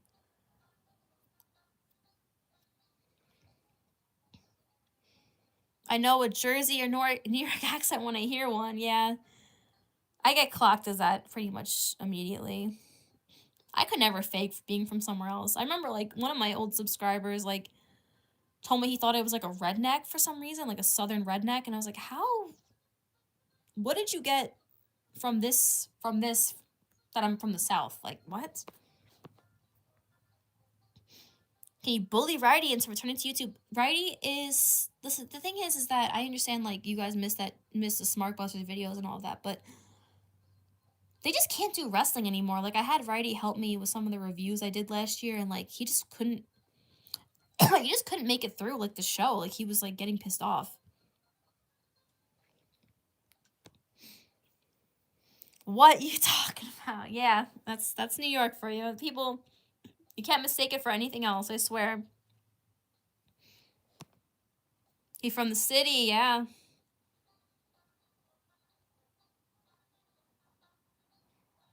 The Smart Bus will be back one day, maybe. Never give up. Like John Cena always said, never give up. I used to play SmackDown versus Raw as a child, such memories. Yeah, those games were really good. I haven't played any of the new games. I mean, it's mostly just the same game over and over again from what I hear. Like, it's not really worth anyone's time. I like the way East Coast girls say coffee and ass and their cute accents. Yeah, people who aren't from here would always ask me to like say stuff like that because they thought it was entertaining. Yeah, I could watch Righty Rant about anything too. I thought the baseball rants were always really good too, and like most of their fans don't care about baseball. Never give up. Jeremy Meeks. Yeah, exactly. Sometimes you gotta give up in life. Yeah, definitely. Sometimes. But Jeremy Meeks said never give up. He has to be trolling with those videos, right? But he has to know that, like, who he is in the incel, like, who he is to the incel community. I feel like he has to know. Have you heard Cena retire? That's pretty much the official ending for Gen Z wrestling fans. Yeah, Cena, unfortunately, if you look at it, he's pretty much like the last big, like, star that will probably transcend wrestling. Because at this point, WWE doesn't want any of the wrestlers to become bigger than the company. Jeremy Meeks is so low IQ, he actually thinks he earned his position. It's all luck. Yeah, I mean, he's probably one of the luckiest people in the world if you think about it. He married a woman, she was a billionaire or something like that. He got scouted as a model because he was on like that very, very rare, like top 1%, top 0.5% of looks. He got extremely lucky, and like, if you think about it, like, he was really like a scumbag. Like, from what I read, like, he was in a gang, all this like horrible shit. And once he, all it took was he literally got famous because of his face, which is like complete insanity. But nice guys finish first, right, Trappy? You can't, unfortunately, you can't be a person who lets people walk all over you. You can't be a people pleaser, because then you end up with nothing in the end. Cena tapping out made me sad. He was a childhood to autistic children everywhere. Yes, special needs people love John Cena. Down syndrome people love John Cena. I guess it's just like, first of all, special needs people love wrestling, first of all. Second of all, he did a lot for like the charities like outside of wrestling. Trappy, what's your goal in life? Will you go this channel, or do you have career ambition? I have no desire to become like a famous like YouTuber or like become someone who has a lot of subscribers. I just do this for fun. I don't think I could handle like the YouTube fame. You know, I kind of what I want to do in life with my job and all that is just to help people. I have passion working with like special needs people. I work at a school for kids who have special needs, and that really is fulfilling. Cameron Herron had a lot of fangirls too. I don't know who that is, but I do know like there's a lot of like school shooters and stuff like that have their fans. And what's funny is that if those guys existed and they just like didn't, like, if they didn't do the school shooting like that, they weren't in prison, like most women would have no interest in them. Like Columbine has like their fangirls and all of that, and it's like women just wouldn't care about those guys if they didn't do what they did. They just think it's edgy to be in love with them. I knew a 6th grade Outcast girl that was obsessed with John Cena. Trappy, it's funny, I did the military and went to war and did that crazy stuff, and when I came back, I'm not gonna lie, the first thing I wanted to do was work with Down syndrome kids. Seriously, I know it sounds strange, but I have a passion for special ed people. I don't know why I really wanted to, but the money isn't there. Maybe one day when I'm comfy, I want to try and get into it. I'd be a special ed teacher if I could make a good living with my disability. Yeah, that's the only thing about working with special needs, though, is that it's kind of a thankless job in a lot of ways. You don't really make a lot of money, and like you got to deal with a lot of like not with the students themselves, but like a lot of the times their parents make excuses for them and don't want them to progress. So that's the hard part of it for sure. I have zero interest to help special ed people. They used to scare me growing up. I've become more sympathetic to their cause. I mean, it definitely depends. Like, some people are very severely special needs, and it can be definitely very scary to kind of like be near them. I actually grew up near like a group home for special needs people, so like as a kid growing up, I was very kind of intimidated by them. Now it's kind of like whatever. Jeremy Meeks is every black dude's worst nightmare. He's light skin. I know he's black, but he's a very like Eurocentric looking black guy. I can't do autistic kids. I probably end up beating them. You guys are crazy. I mean, autism can be very, very tough to deal with. It's a lot harder. Down syndrome is a lot more straightforward in my opinion than autism. Autism is a lot more difficult because it can mean so many different things. Asylums are needed, not gonna lie. So many crazy in LA. Well, I think it was Reagan who like shut down the asylums, and that was definitely a huge mistake. Being neurodivergent sucks. Yeah, I think it's hard being neurodivergent because it's kind of like you know automatically that you don't fit in with people and you don't 100% know why.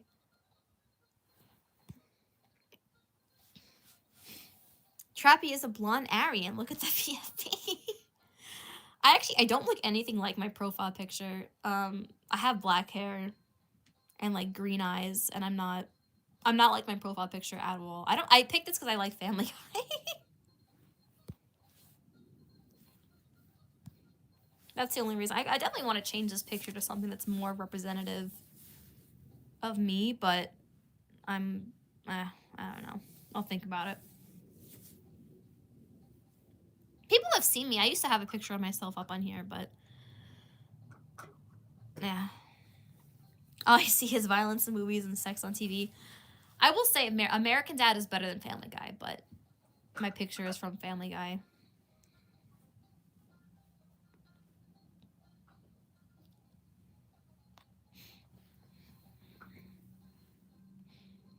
But definitely American Dad is the superior show.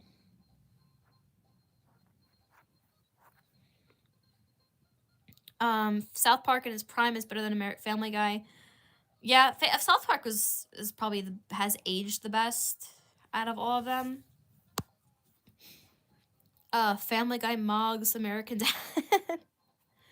Probably best you took it down. Yeah. Oh, you would have had a shrine to it? Okay. Yeah, probably for the best I don't use pictures of myself. I think I might have told this story before.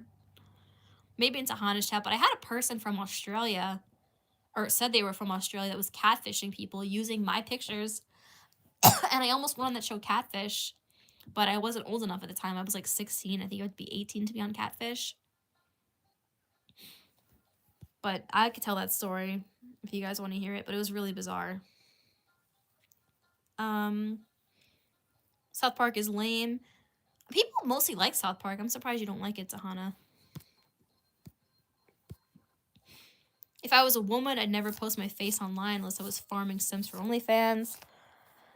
South Park is kind of overrated to me. It's annoying how people claim it's the most edgy thing ever. I think what people like about South Park is that it is very, very topical. Like, they try to tackle topics that are like very like to the minute, which I think is what people admire about South Park over those other shows. But yeah, I don't know. But yeah, the whole catfishing thing was definitely bizarre. I could have been on that show. If I was just 2 years older, I could have gone on that show and found this person that was from Australia, or said they were from Australia, that was using me to catfish people, because I didn't like that at all.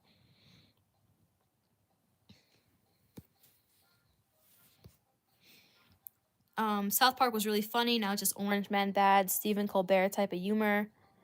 Simpsons is a cringe show now. Yeah. I saw a clip from The Simpsons where they were talking about incels. Like, apparently Bart is an incel now. And the actress who played Marge, like, sounded like she was dying because she's like 87 years old.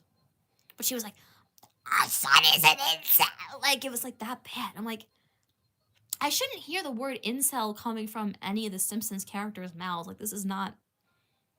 And since when does Bart act like an incel? Like, what?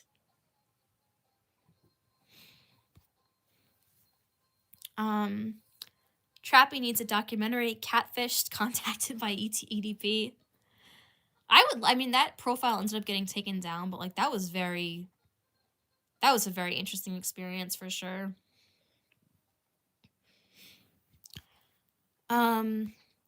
I mean, think of it from the perspective, Trappy, it's deeper. A girl born with bad genetics, self-conscious of looks, depressed, probably wanted to use some pretty girl pics to feel semblance of human connection, validation.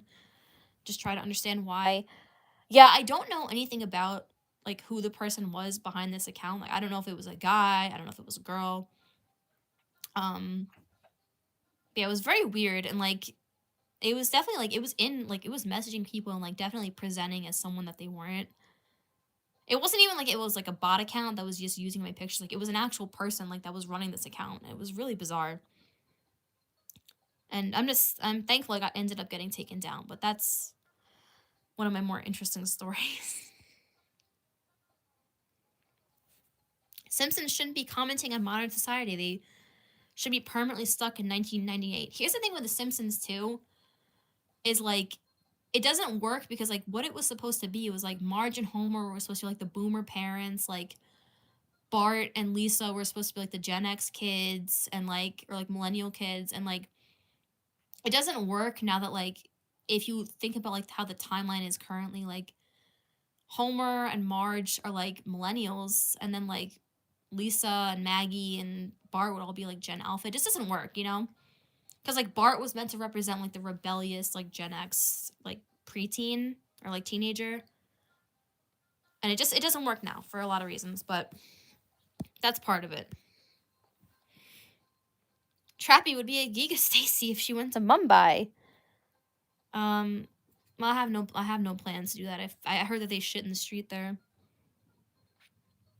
Are you excited on the Euphoria season, Trappy? So, listen, I understand that show gets a lot of hate, and I 100% understand why. But I've watched all of it because I kind of am interested in the characters, and I want to see where it goes. I know they're doing like a 5-year like time skip, which is going to be interesting. I'm definitely going to watch it, but I can acknowledge that the show is not high quality at all.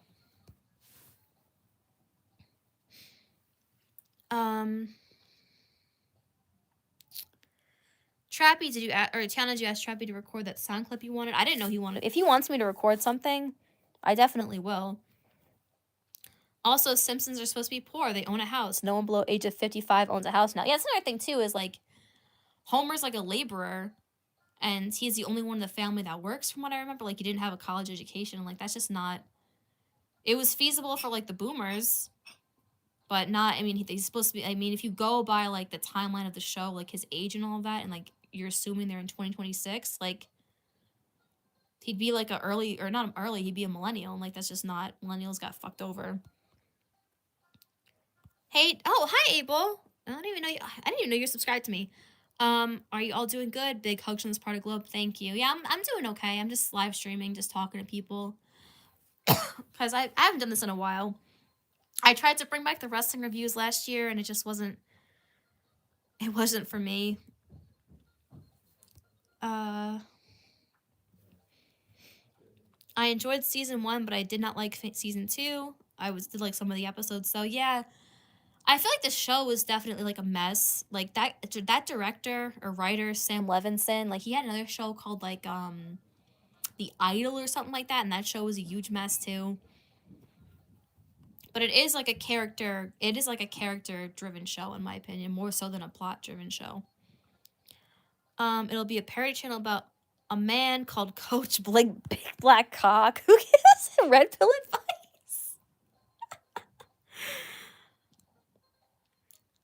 Abel's here to mog. Oh shit, it's Abel. Thick Northeastern accent. Damn, I feel like I'm back in Massachusetts. So it's funny. I was watching I don't know if you guys ever watched like the live action Transformers movies, like with the last two with Mark Wahlberg, and like his character is supposed to be from Texas, but he kind of talks like this still. Like he made no effort to like sound like he's not from Boston. Season 1 was a little boring for me. I like the retarded chaos of 2. Yeah, that show is 100% a mess. But I feel like the characters are definitely like the best part of the show.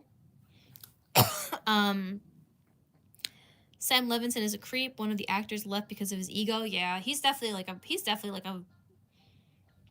some type of porn addict for sure. Like every character in the new season is like, I think like Cassie or Sydney Sweeney is like an OnlyFans model. The trans girl is like a sugar baby. Like they're all like whores now.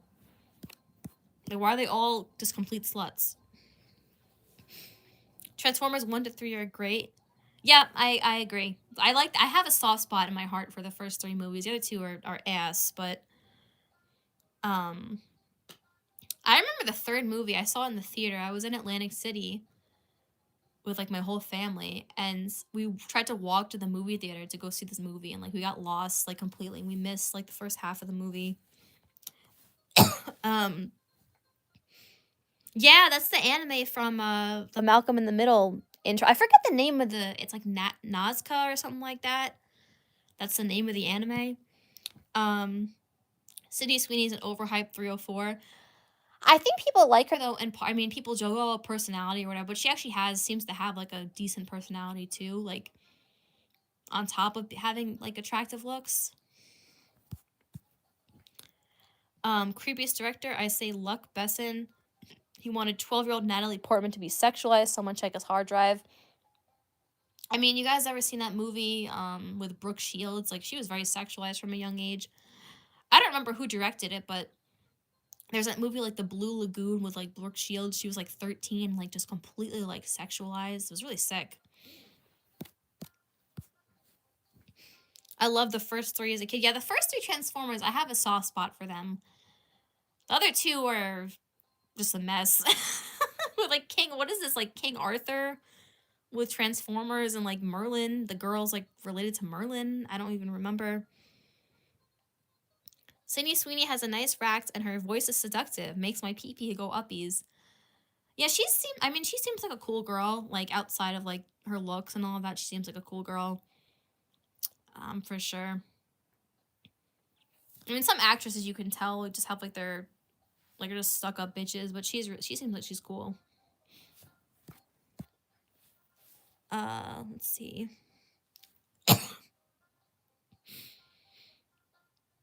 Yeah, I forgot the name of that anime. I think it's something like it's something like Nazca. I've never actually seen it.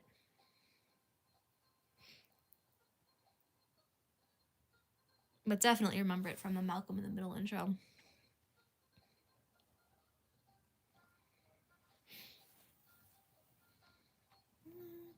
I still have that game going too. You can hear the music in the background. I haven't played it in like an hour.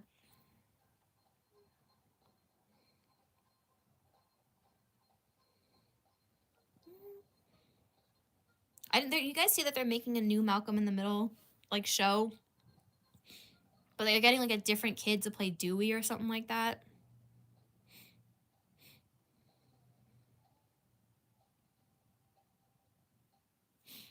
Let's see.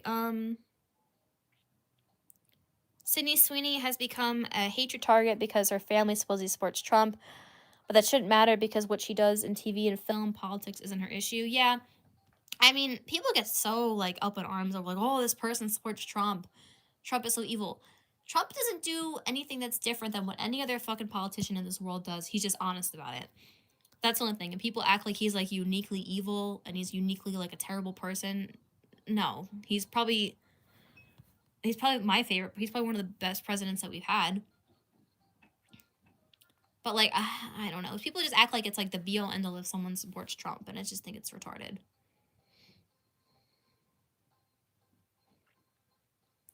Let's see.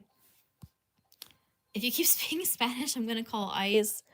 My an area that I frequent actually had an ICE raid pretty recently, which was crazy.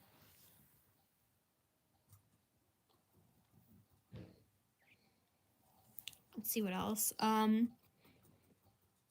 Yeah, they like changed the actor or something like that. I think also I've read that Frankie Muniz like doesn't remember filming Malcolm in the Middle for the most part, like something like that. Like he doesn't remember it.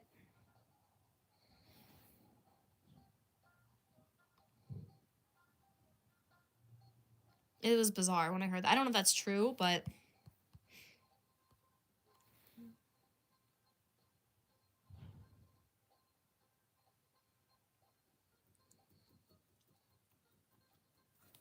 let's see what else. Hold on. What else is the chat saying? Man, I got a feeling that girl is going to be mentally screwed up by the hate she gets one day. Who's Sydney Sweeney? Yeah, she's getting a lot of hate right now because of her. I guess because of like the ads that she does too. People feel like she's like targeting like the male gaze or whatever bullshit, but who really cares?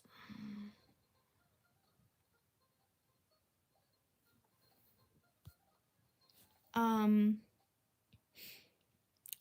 I probably did get molested, unfortunately. It's a revival, but they're recasting Dewey, which sucks. I feel like they shouldn't do it then. Like, they tried to do, like, a new, like, a spin-off of That 70s Show. Like, they called it, like, That 90s Show, and, like, obviously they couldn't have Hyde on it because he's, like, the actor's a rapist. And it was, like, it just felt weird. It's, like, he was such a big part of the show, and now it's, like, you're, like, Chris Benoiting him, like, acting like he doesn't exist. Another thing, too, is, like, not just Reddit, but just like I feel like leftists in general, they kind of act like if you aren't 100% with their ideology, like there's nothing else. Like either that or you're a Nazi, and like they don't care about any other type of like ideologies or personalities. Are you a feminist or liberal or conservative? I'm definitely right wing. I don't really consider myself to be conservative. But I did vote for Trump. I'll be honest, I did vote for Trump 2 times. I'm definitely more to the right than I am to the left. Sydney Sweeney might end like a Band of Binds or Britney Spears in 5 years is messed up. I mean, you can only hope that that's not the case. I feel really bad about Britney Spears. Like, if you guys have ever seen like her Instagram or a TikTok, just like she's just like dancing in her house, like with like this like vacant look in her eyes, it's really sad.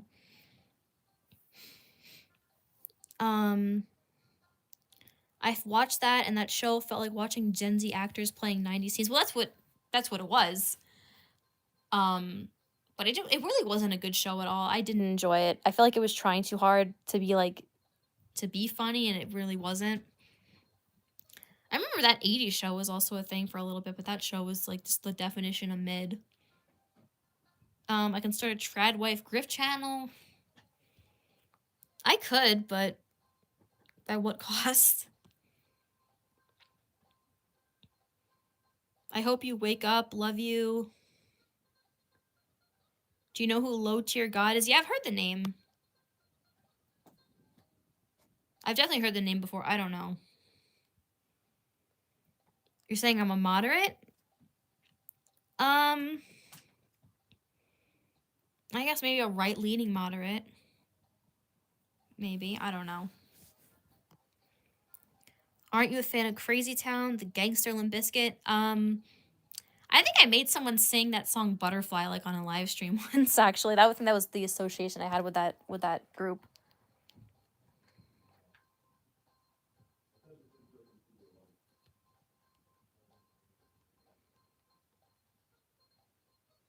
I think it was Kyle I made sing that on a hangout. That was like one of our first interactions. Trappy, don't be MAGA crazy. They suck the balls of Israel. I mean, I don't support.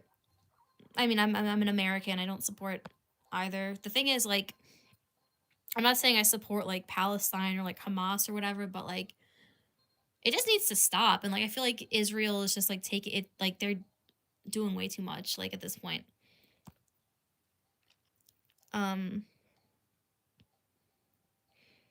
Are you a Nick Fuentes girl or a Ben Shapiro girl? That's 2 types of conservative. I mean, was never a Shapiro fan, honestly. Even when I was younger, I just couldn't listen to him. I just couldn't listen to him talk. I really. I mean, Fuentes, I don't agree with everything that he says, and I think a lot of it is like. I'm just gonna say I don't agree with everything he says, but he is funny and he has some good. He's got like good clips and all that, good like analysis on things. Some of the time, I like it better when he's just talking about like other stuff, that like non-political stuff. I remember he did this whole rant about how like weddings, like modern weddings, are like a humiliation ritual, and it was really really funny. I'm saying MAGA is pro-Jew in Israel. They send billions to other countries while Americans suffer. If anyone thinks Trump is on their side, they might be ignorant of truths. Okay, so like the thing with that, in my opinion, though, is like most U.S. politicians worship Israel. Like, so it's not like Trump is like unique in this, in my opinion, but it's like you have to choose the people that are better than the alternative. Like either way, like most U.S. politicians are gonna worship Israel, so it is what it is. I'm not saying like I am choosing to overlook that, but it's just saying like majority of them do, like 90% of them do. So Me mom was turned into a cannoli. Me mom's a lampshade. I like it when Nick rants about restaurants and stuff. Yeah, there was like a time when like one of his fans was asking him about like restaurants in Chicago, and he just completely went off on him. It was really funny. Thoughts on those Charlie Kirk memes on Instagram? Real is all I see. I mean, I'm not offended by them personally. I was really sad when he died, though. That was really, really upsetting. But like, I'm not offended by them.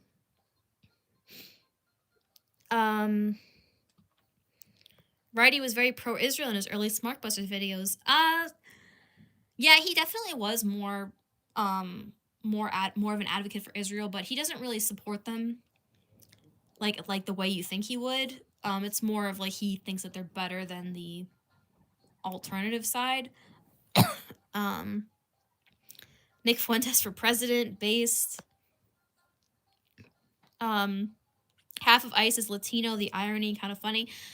It's the same thing with like the NYPD and like the LAPD. Like so many of them are like Hispanic or Latino or Mexican or whatever, and like there's like this meme of like, oh, like Puerto Ricans when they become cops, they become like Italian and they forget who they were, and like it's kind of like a joke. But yeah, definitely a lot of ICE is a lot of people in ICE come from immigrant families, which is ironic. Latinos will save the white race.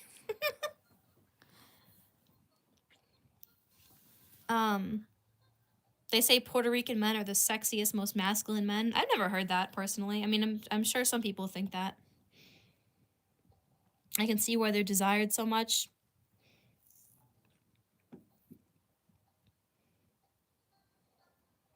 I'm Latino, maybe I should apply. Yeah, I see there was like a girl who went viral like a couple years ago. She was like a very attractive like Latina girl, and she worked for ICE, and like she started like a social media career off of that.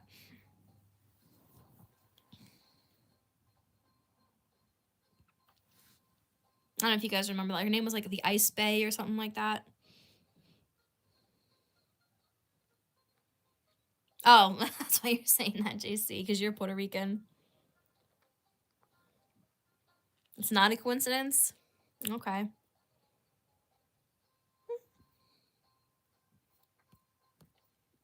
I really wasn't expecting the chat to be like so active. You guys are really cool. I was expecting like no one to join this. I'm really happy that people actually joined. And this is proof that I'm not a man pretending to be a woman like so many people think I am. Well, I don't know why a man would pretend to be a woman. Women are terrible. I'm Scottish. Tell Righty I like his Scottish accent. Yeah, Righty wishes he could be Scottish, but he's just a wop. Trappy, you're catfishing. You're a dude. Maybe. Maybe this is AI. Maybe this is an AI generated voice. You don't know. My town is majority Latino. As soon as Latino makes 50K, he buys a salvage Dodge Challenger 100% of the time.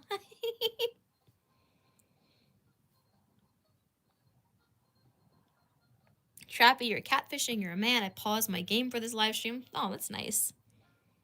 Does Righty still have his afro? Yeah, his hair is just going to be the same. He really doesn't like his hair, but I think I think curly hair is cool. Trappy should be a VTuber. She has the voice for it. Thank you. I've heard that before, actually, by a couple people, which is, like, very funny, but not the first time I've heard that. I like his Jufro.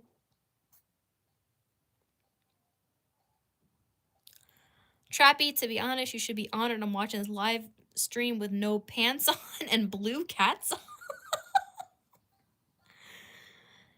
For real, every Hispanic loves pickup trucks. Yeah, definitely.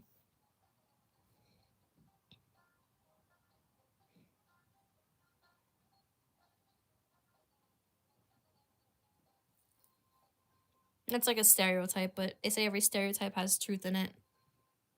I had a Dodge Charger Captain Scat Pack. It was so pretty.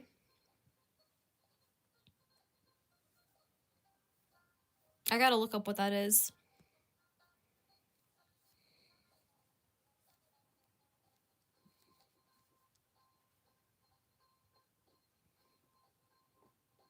Oh, I'd have to go on your channel to see. I don't know, like, I don't know if you guys, like, have seen, like, think this is a flaw with the live chats, and I definitely think it is. Like, if you try to click on someone's profile, you can't see their, like, their channel. Like, I feel like you should be able to, but they don't have that feature. RIP to my pickup truck, death via, like, a car fire? That sucks if that's true. Every race has their preferred car type when you think about it, definitely.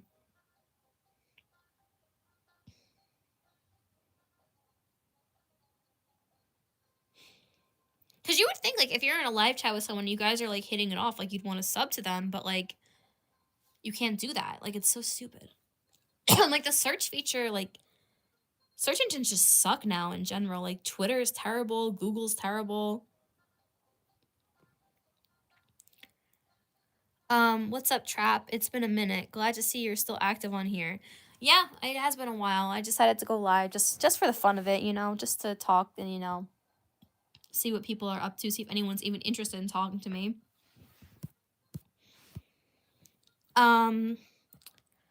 Trap, do you have a racial preference in men or does it matter? I tend to date, like, my own phenotype of men. Like Italian, Greek, all that's more of my preference, but I feel like in general people tend to, like, prefer their phenotype. I have 30 subs and I don't know why. Every search engine, each website is trash. I agree. Twitter is terrible now. Like, I know Elon bought it and, like, it's supposed to be better, but, like, it's just terrible. Like, you try to search something and it's like it gives you so many results that are just, like, completely irrelevant to what you were looking for. As a white woman, would you ever buy a Jeep? I feel like every white woman gravitates towards those cars. Me, no. That's not the type of cars that I like. My mom had a Jeep for a minute, but not anymore. Trappy is filling up my dopamine receptors. Every Arab person has a BMW or Mercedes. Yeah, Arabs are always rich, like rich as hell for no reason. I feel like I've never met a poor person who was Arab. They're always rich. Or if they're not rich, they're trying to cosplay as rich. That's it. Traps don't want Latino men. I quit. I didn't say that. I never said that.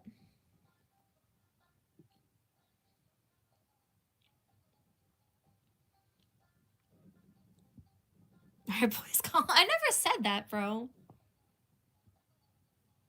Sniper team, sit down.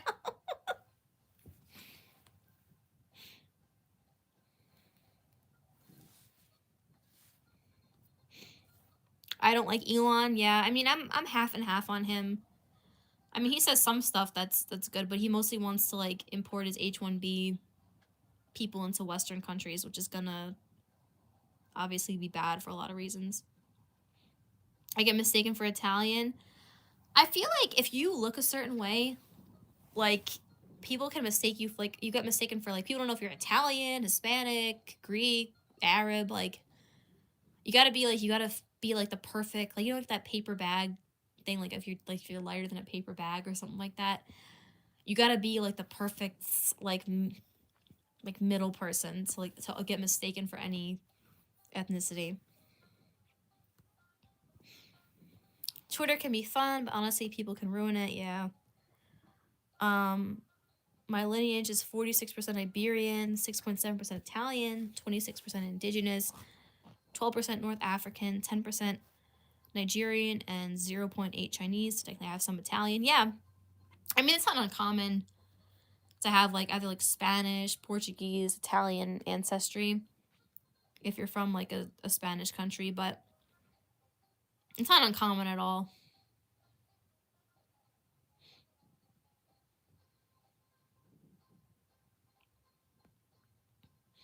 I don't know if I fully even believe in those ancestry tests. So I've heard that there's scams, or, like, they're trying to sell your information. Thoughts on Trump? I voted for Trump twice.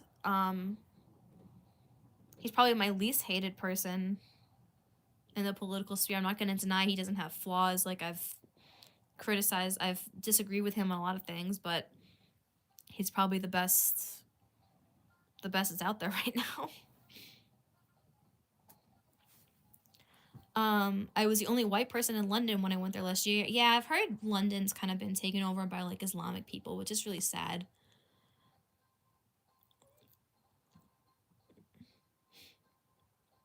Listening to Trump talk is painful for your 2 IQ level, but he's funny. Yeah, I mean, like, the thing is with Trump, he's not for everybody. Like, he's definitely an acquired taste with, like, the things that he says and how he acts. Definitely an acquired taste. Not everybody is gonna like that personality type. London is like New Delhi. I've heard, like, the, like, Muslims and Indians have pretty much just taken over, which is really sad. I mean, it's crazy, like, how just, like, how godless, like, the UK is in general. Like, I think, like, 25% of the babies get aborted or some crazy statistic like that. Like, that was completely insane when I heard that. And literally 1 in 4 are getting aborted. That's, like, that is so terrible. Europe is finished. All Indians and Muslims. London is cooked. No balls. Yeah. It's unfortunate because, like, they have, like, some beautiful cultures over there, and, like, it just got destroyed because they just let this garbage in, for lack of a better, it's garbage in, for lack of a better term.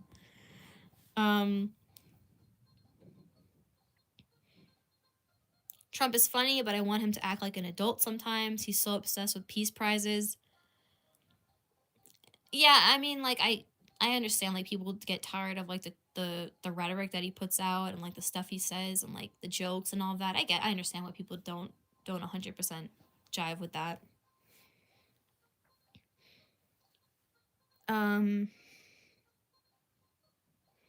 It's more like a cultural ethnic extension. Like, I want to visit Europe for Europe. I'd visit India or Arab countries to experience that there. That's another thing too. It's like, I'm not saying like these other cultures are like even bad, but like, I don't understand like why they can't just stay like, you know what I mean? Like, I would have no issue if like they were keeping, if that kind of culture stayed in there where they're supposed to be. It's like, I just don't understand like why they want to like it. I feel like it's like also like self-sabotage in a way, like what they've done to themselves, like Europe and just in general.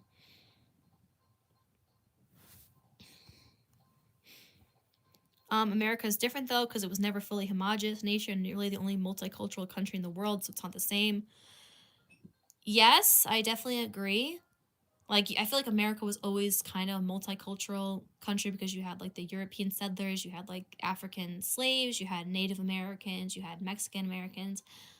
But now, like, there's a lot of like different cultures that have come into America, and it's becoming like a very weird place because, like, I don't know if you guys heard about this, but like in Minneapolis, because there's like the very big like Somalian community there, like there was a guy who was from Somalia who ran for mayor, and like part of the reason why he lost was because like one tribe of Somalian people like all voted against him because he was from a different tribe, and it's like, why is like a blood feud that happened in Somalia like dictating the outcome of like an American election? Like, you know what I mean? No need to visit Pakistan or India, they'll come to you. Foreigners want to flock to Western European countries and benefit from Western civilization. Well, that's another thing too, is like, if you are in a European country or just a Western country in general, like, your country can be in like a state of like severe decline, and like these people, these imports will just put up with it because it's better than wherever they came from still. When I see girls with hijabs in my local gym in Tampa, I start to wonder what the fuck is going on. Maybe I have flashbacks from Muslims in Afghanistan. Yeah. I think it can be weird, like, if you aren't used to seeing that. I mean, I won't say exactly where I grew up, but I grew up in an area that did have like a lot of like Muslim people. So like me seeing that's not that weird, but I understand like why some people would be weirded out by it. Yeah, it's definitely a cultural shift. I felt that way actually going to the South. Because in the Northeast, like, you see like a lot of different like ethnicities of people. When I went to the South, like over the summer, I went to like Virginia and Tennessee. And it was weird because like I didn't see like I saw like a lot of like white people and a lot of like black people, and I didn't see like that many other like races. Like I saw like I didn't really see any Asian people or like Hispanic people or whatever. Like I really only saw white and black people down south. And I'm not used to that. I like how anyone can be European or American, but a white guy born in Nigeria would never be considered Nigerian. Yeah, I mean, it's kind of true. It definitely is true.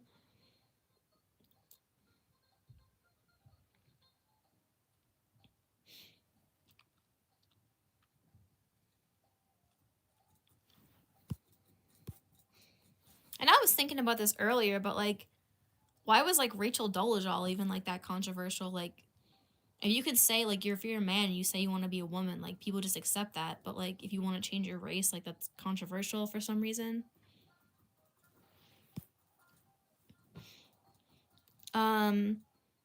Yeah, the southern part of America has never been diverse like that. Yeah, I really didn't. I mean, I'm sure it's different. It's changed in a lot of ways, but personally, I really didn't see like a lot of diversity. I only saw like really two races, and that was it. Do you work out? Yeah. I'm a kickboxer. I do that like pretty often. My brother like trains at an MMA gym, and then I started going. My dad and my brothers both go, and then I started going.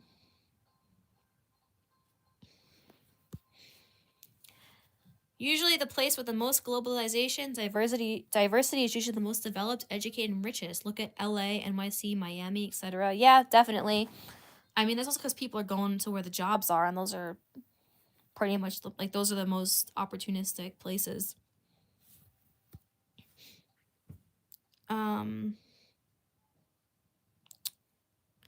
The left say race is a social construct, so is gender, but only one is okay to change. Yeah, I don't understand like why is that. Like, if being trans is, like, not controversial, I don't understand why, like, changing your race is, like, considered controversial.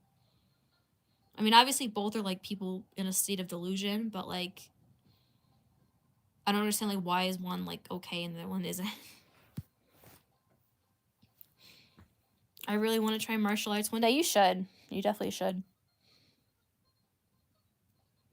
Yeah, Texas, I talked about this, like, way earlier, but, like, Texas is, like, probably the worst of the red states. Florida, like, because Florida only became, like, a solid red state pretty recently. It's a little bit different. Florida used to be a swing state.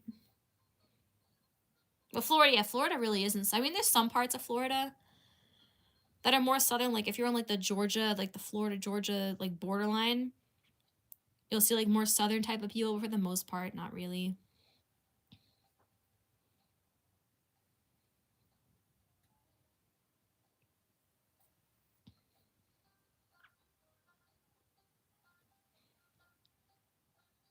Like, whenever I went to Florida, I never really felt like I was, like, in, like, a southern, like, a place with, like, a southern culture.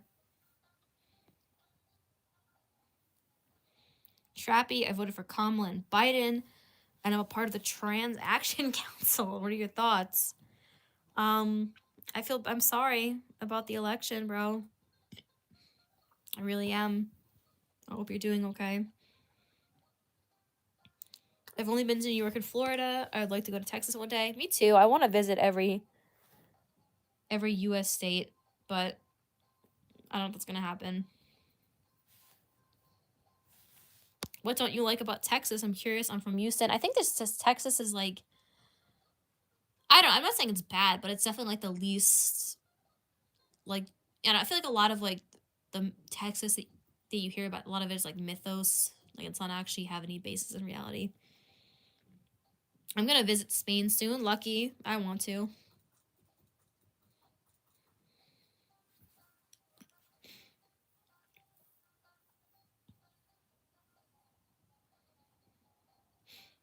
Yeah, definitely a country I'd want to go to. Do I speak Spanish? Not really. A very small amount, but not really.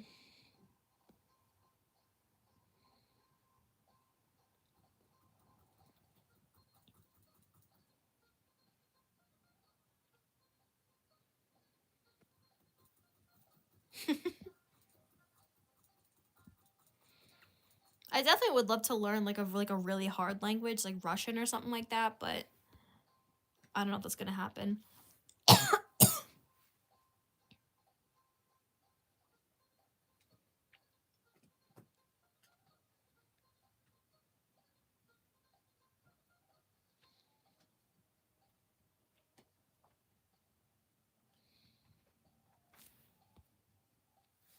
No, I'm white. I'm Hispanic and don't speak Spanish. That's like become a lot more common, I think. I'd be disappointed if I went to Texas and didn't see a bunch of Clint Eastwoods with Magnums. Oreo? Well, I'm not black. Trappy, I want to tell you all about my crazy war stories. We should definitely, like, I definitely, like, you mentioned earlier, you want to do, like, some type of stream yard with, like, me and other people. That'd be cool. I could tell you about the camel that tried to assault me in the desert. Yeah, I'm open to doing that. I'm, you know. That's one thing about me is I'm very open to, like, trying different things.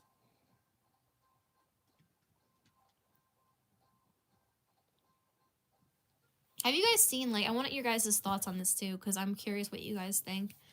What are your thoughts on, like, the 2016, like, nostalgia that's going around right now? Like, what do you think about that?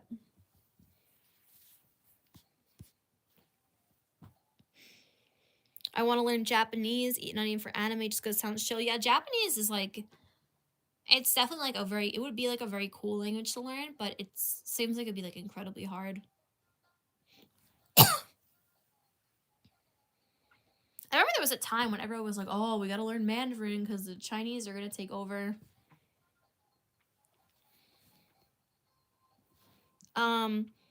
Same as last 1990s, every generation is gonna have that nostalgia. 2012, 2014 Mogs, 2016 Hard. Well, that's part of it, I think. I feel like a lot of, like, what I see, people talking about 2016, a lot of people are posting things that were more popular in, like, 2011, 2012, 2013, 2014, like, thinking that that's 2016 when really it isn't. 2016 was when I joined the army. Nostalgia for sure. Music was iconic. I miss it. I was very young. Oh, no, I wasn't super young, but I was, like, in my early teens.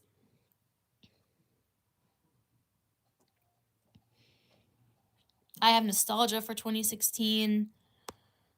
I had a lot of fun personally. Yeah, I was actually, it's a funny story. For majority of 2016, from, like, January to November 2016, or no, September, sorry. January to September 2016, I was actually grounded. Like, on house arrest, straight up on my parents. So, like, I really didn't get to experience it the best way. I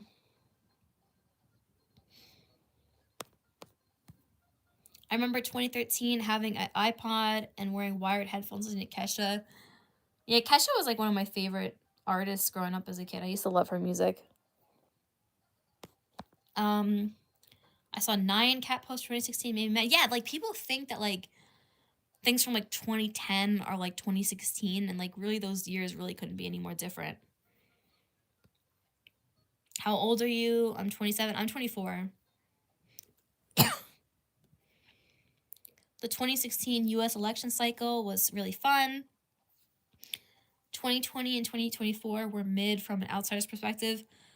Only thing is, I will say, is that, like, that was, like, 2016 was, like, the last year when you could be, like, considered, like, neutral about politics, and that was, like, acceptable. Like, your average person, like, really didn't think about politics as much as they did until after Trump won the election, and that also, I think, ties into the 2016 nostalgia, is, like, people miss, like, the feeling of being a little bit more carefree about things.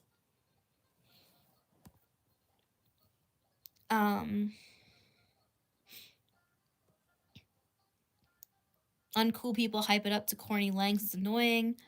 I remember when I was your age, young buck, way back when, respect your elders. Bro is, like, 3 years away and an OG Trump room politics. Yeah, and this isn't, like, me trying to shit on Trump, but, like, it did kind of, like, ruin, like, him being elected kind of, like, definitely caused, like, a shift in how people think and act, and, like, he made a lot of people go insane. And it's sad that that happened. But, like, I don't think we're going to go back. We're not going to be back to how we were, at least not for a long time.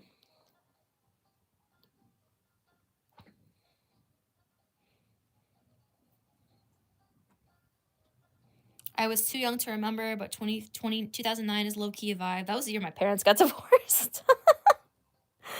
That's my main association with that year, was this the year my parents got divorced.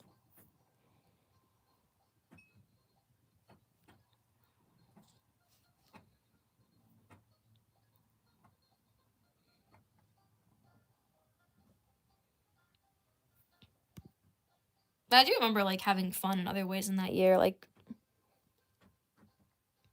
my parents got divorced in 2010, not far behind.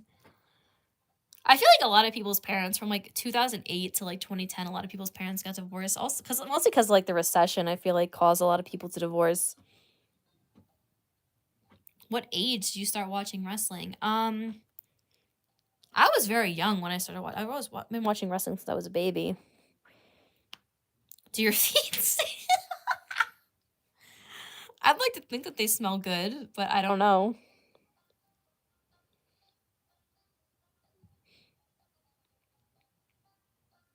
"2018 was the year I got my first kill." Yeah, you're definitely gonna have to talk. If you do a streamer, you're definitely gonna have to talk about that. Early 2009 WWE is kind of good. That was like the last. 2008 was like, I would say, the last solid year for wrestling. I mean, like, that 2009 was when they started doing like the Benoit. Not the Benoit. Oh my god. But Benoit kind of changed things, and then 2009 was when they started doing like the celebrity guest host thing, and like, which sucked. No one liked that.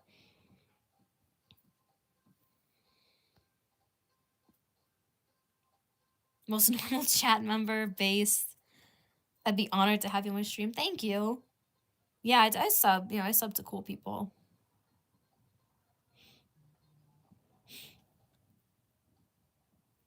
But talking about wrestling is like, yeah, 2009, 2008 was when it really started to get bad, because that was after Benoit, and they started like toning it way down, and like trying to like do things like the celebrity guest hosts and like all this stuff. And like, that was also when like a lot of wrestlers were like leaving or retiring in like 2009 to like 2011, like Jeff Hardy, Shawn Michaels, Edge, Undertaker, like, cut back a lot. A lot of other wrestlers too, but like, it kind of felt like it was like dying. Like Matt Hardy, like a lot of like the wrestlers that like I grew up on started like fading away, and that was kind of when that started. 2018 was the year I started balding. That's brutal. I knew it was over. Let's see. WWE is never going to get good again. Unfortunately, I don't think so, unfortunately. TNA from 2009 to 2012 was better than WWE. I would say a little bit earlier than that. Like, everybody liked like the Main Event Mafia. That was in like 2007, 2008. There was always some stuff about TNA that was good. It kind of started to go downhill after, like, I would say like 2010, 2011 was when it started to go downhill. But it was getting, like, it was more popular then, like, it had more viewership back then.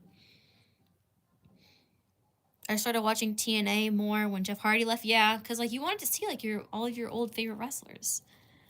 I watched when Hardy was there.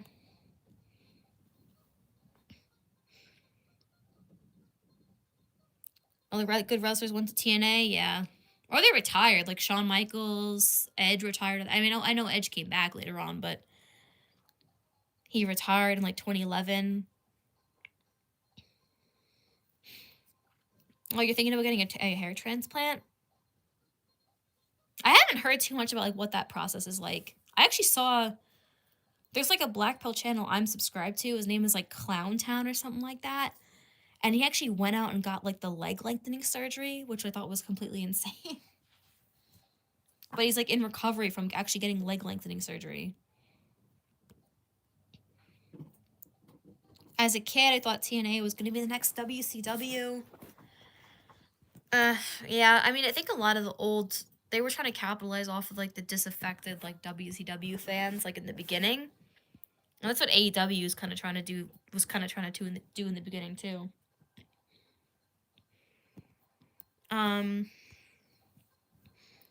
I liked AJ Styles as a kid because he did cool flips. Guess that means I'm a smart.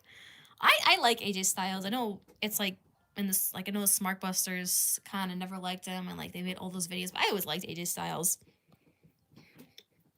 I have nothing bad to say about AJ Styles. I'm a Norwood 4 and 5. Never began for us.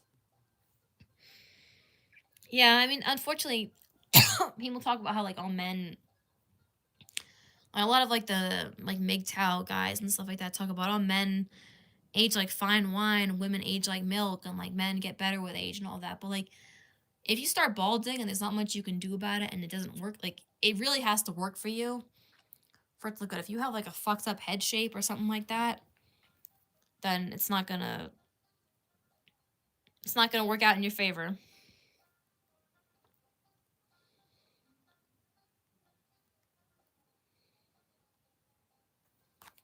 Let's see what else. GoFundMe for Tahan, a turkey trip. Did you guys see that guy? Like, I don't know if you guys are subscribed to him, Clowntown. He actually got the leg lengthening surgery. I think that he went to Turkey to do it. I think women age better than men. It depends. It really just depends. But a lot of that is cope because like they're trying to get one over on women. I think TNA shot themselves in the foot when they just did a terrible job at marketing their shows, considering they had Russo. Yeah. TNA, it's just like, it was just one bad decision after another with them. They could have been something. They could have still, I mean, like, they might not have been like a major show, but they could have been something more than what they are. GoFundMe for a hair transplant is hilarious.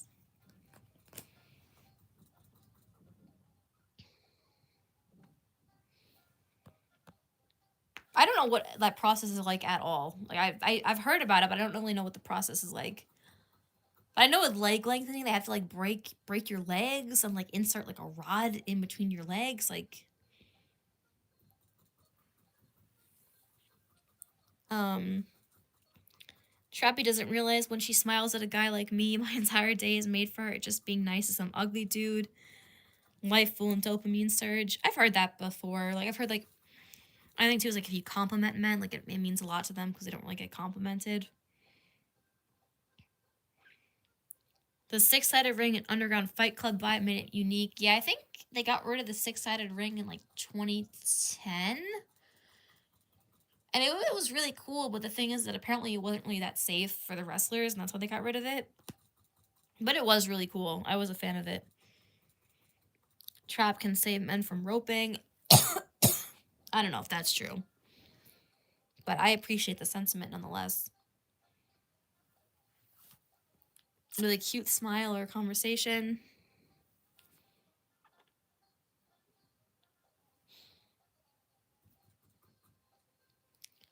I am 5'9", 160 pounds, 14% body fat. Should I consider leg lengthening surgery, or is sub 9 sufficiently tall enough? Face IQ said I am a 6. It means I feel like 5'9". I mean, I understand the insecurity about being 5'9". But the thing is that like when women talk about, oh, I don't want a man below 6 feet, most of them don't know what they're talking about. Like, ask a woman how tall a door is, and they probably aren't able to tell you, or they would give you some ridiculous answer. They don't really understand like how tall or how short 5'9" actually is. It's not. I personally wouldn't get that kind of surgery if you're 5'9". If you're like 5'2" or 5'5" or something like that, maybe.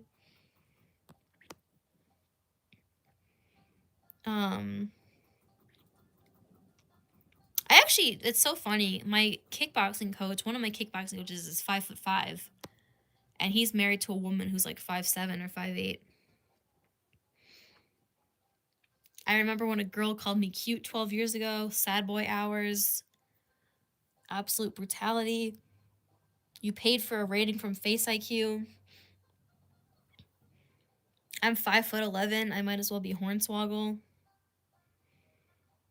Yeah, you get 5'11" versus 5'12". 5'12" versus 6 feet. You get the 5'12" guy gets mocked. He did free face ratings about a year ago. He does face ratings of like random people on Reddit for free. But those aren't the kinds of people that ask for face ratings from him. He's very mean though, I'm not gonna lie. He's funny, but he's so mean.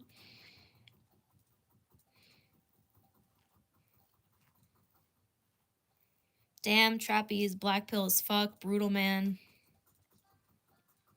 She knows the truth.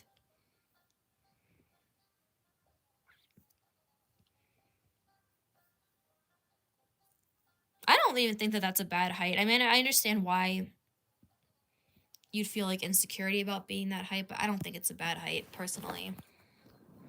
But I'm a little bit shorter, so maybe that's why.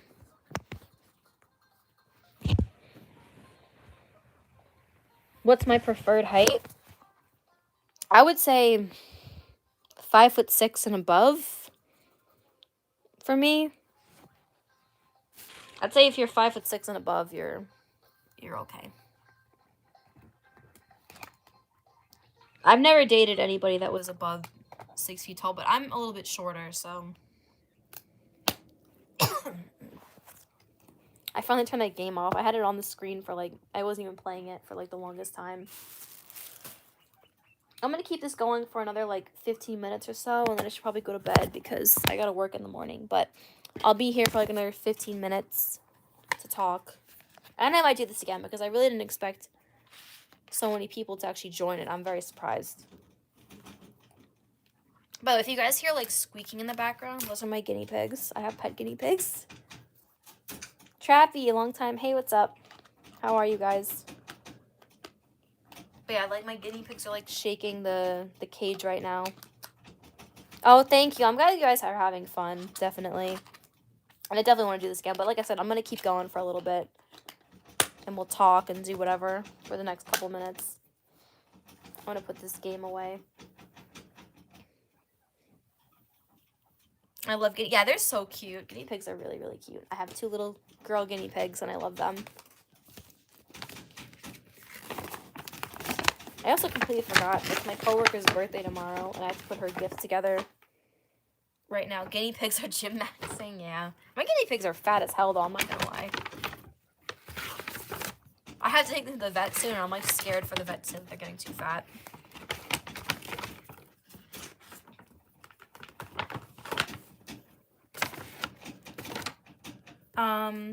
We got to see those reviews again. You had such a unique and balanced output of things. Thank you. I would love to review a show. Maybe I'll review SmackDown or something because I only did a SmackDown review one time, and it was like a very long time ago at this point. It was like probably over 10 years ago I did a SmackDown review. Only reason why was because like at a certain point, SmackDown was like basically just a recap show and it really wasn't worth reviewing. But from what I hear, it's become a lot more of a unique show. SmackDown actually used to be a lot better than Raw, like in like the 2000s, like up until like maybe 08, 09. I enjoyed it better than Raw. I'm just gonna feed my guinea pigs. One of them like flipped the little house over that I have for them. Just one on the real, bro. Guinea pig thundercock. Just have guinea pig theory. Slaw maxing. Weekly wrestling shows are not worth watching anymore. Even the pay-per-views are barely worth it. Yeah. I mean, that was part of the reason why, like, I know you guys missed, like, a lot of, like, the old YWC. And I understand it, but, like, wrestling is just not worth those people's time anymore, unfortunately. Like, years ago, like, I mean, even if the show sucked, like, there was things about it you could talk about. I feel like nowadays, like, it's very dead. Personally, I liked Raw more than SmackDown in the 2000s, except for 2007 SmackDown.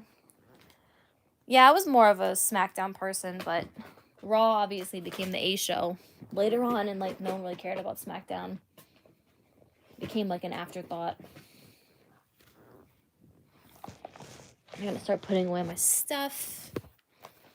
I bought like, I'm such a woman. I bought like a bunch of stuff from Ulta today. I bought 3 things and it totaled out to be like $76 or something like that. Let's see. I hope Lefty and Righty come back and start ranting about a random Raw from 2015 like nothing happens. You remember, like, they did, like, an NXT TakeOver review, like, 10 years after that pay-per-view happened. I don't know if you guys remember that. They said they were going to review NXT TakeOver from 2014 or something like that when it happened. They never did. And then I think someone paid for them to actually do the review, like, years later. Let's see. Let me just put all this stuff away.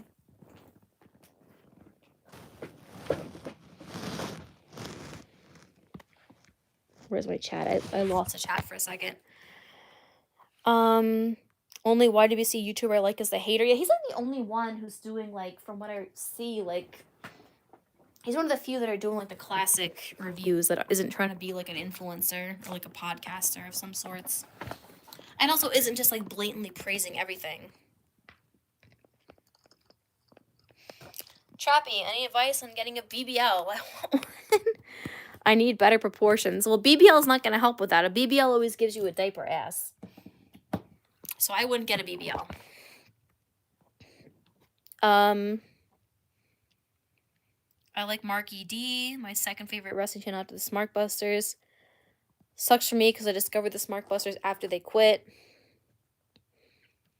Didn't Francesca pay for a SmackDown review and Smarkbusters never did? Who's Francesca? I know, like, that guy, like, Black Guy 69 paid for the TakeOver review, I think. I think he was the one who paid for that. But I don't know who Francesca is. BBL is crazy. BBLs are, like, going out of style. I don't know if you guys noticed, like, all, like, the Instagram models and the Kardashians and Blac Chyna are getting their BBLs taken out. The Kardashians are trying to be white again, and that's why they're taking out their BBLs. Oh, Francesa. Okay, Francesa, the guy who... Okay, I know who you're talking about now.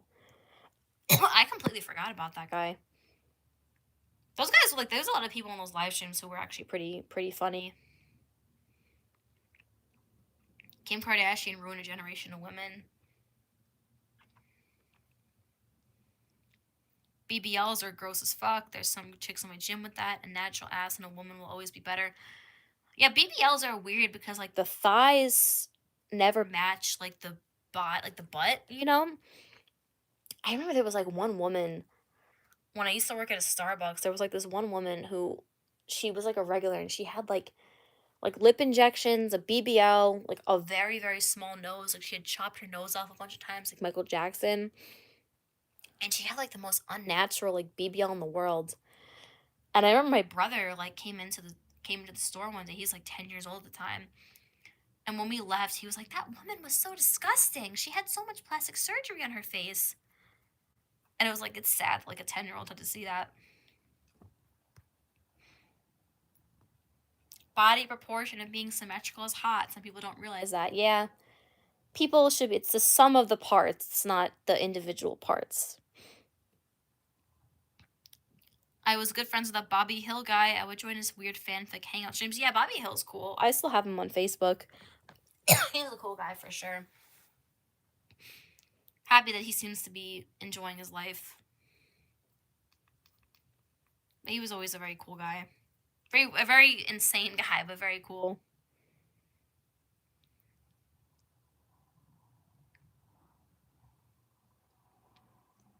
Because some of them are just, like, not around anymore. Like, Black Guy 69 is not around anymore. Francesa. There's a lot of them that just aren't present anymore.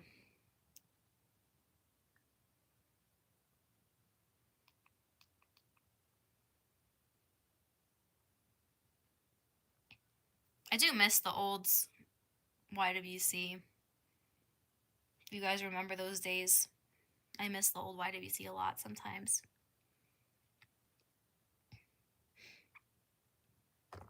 Do you have Insta? I do have Instagram. I don't know if I should share it here. Probably not. But I'll find a, if I trust the person, I'll find a way to share it.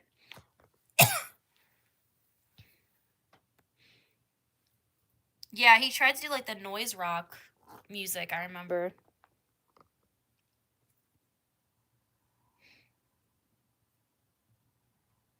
I miss General Jerry.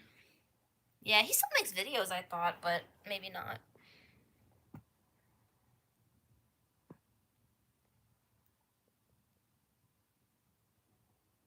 I thought he still made videos.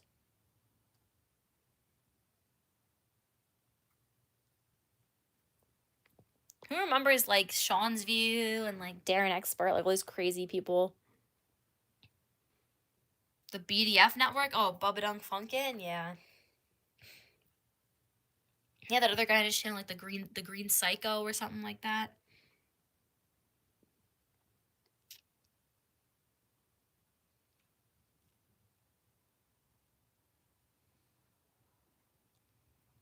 There was a bunch of them back in the day.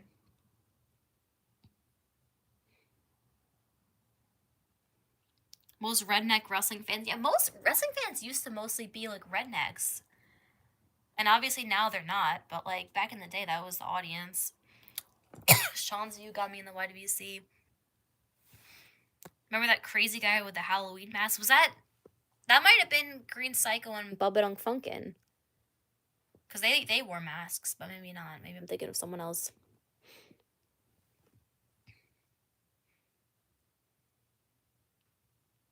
Gonna head to the donut shop and have a great rest of your day. Oh, you too. Wrestling fans went from rednecks to anime nerds. Yeah, the demographic of fans definitely changed. There's definitely, like, a lot of, like, people who wouldn't have liked it back in the day that watch it now.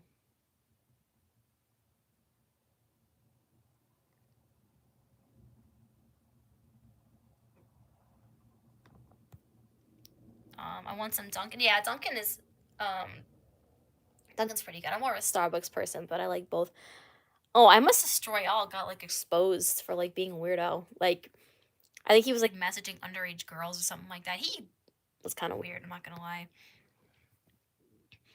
The Brad Rules, yeah. I think he still makes videos? But I could be wrong.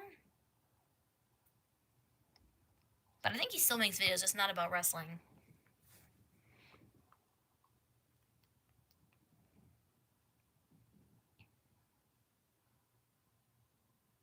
He does. Okay, I was pretty sure that he does.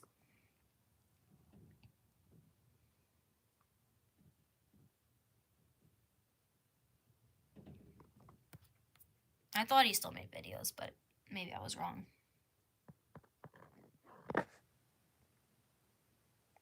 The Destructor, yeah, I forgot about Destructor. I don't know if he's still doing his thing, but I remember him. But now it's like the YWC is just, like, kind of dead, unfortunately.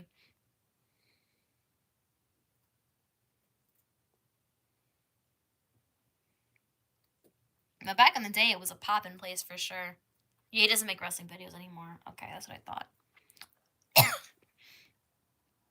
Back in the day, it was, like, crazy. Like, it was so much drama and, like, so much craziness.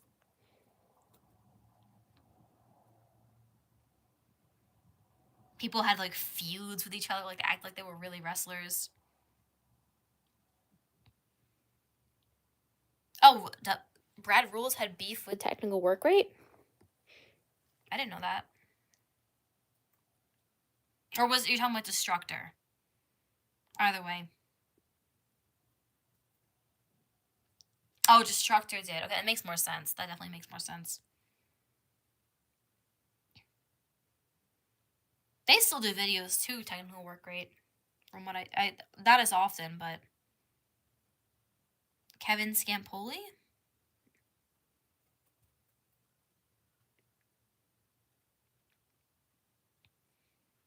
I don't know if the Elitist still does videos or not. I'm not sure.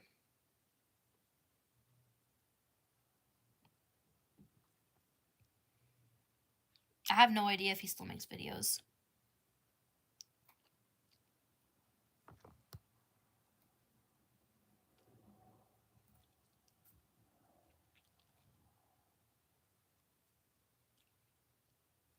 It's crazy. They have Time Wrestling videos. British Ruin Wrestling. Yeah, I agree. Like, What Culture and all that garbage. Yeah. Wouldn't, like, some guy from What Culture, like, get outed as being some kind of creep? Like, some kind of pedophile or something?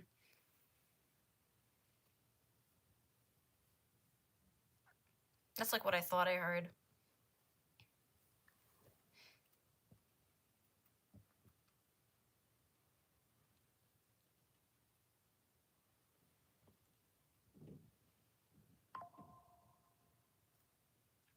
Yeah, Adam Blampied or something like that. Yeah, What Culture was a horrible website. There was so many, like, such a smarky ass website. Oh, yeah, Undertaker Freak is back making videos. I saw that. Is he still in Finland?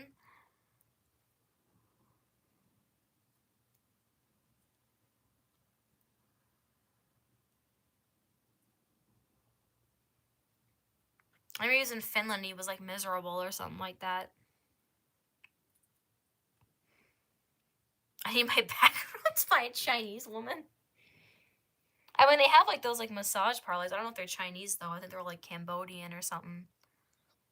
Yeah, the Smart Busters videos about What Culture were really good. They were really, really good.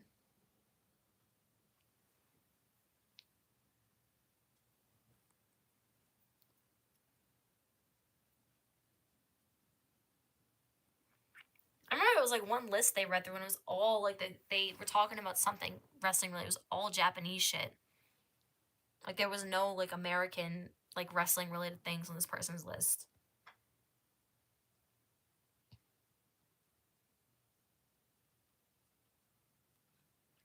I don't know if you guys remember that video, but I do.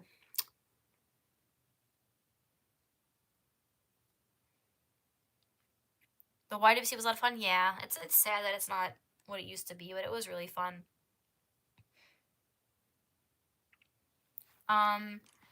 There's no one that scratches a Smart Busters itch for me.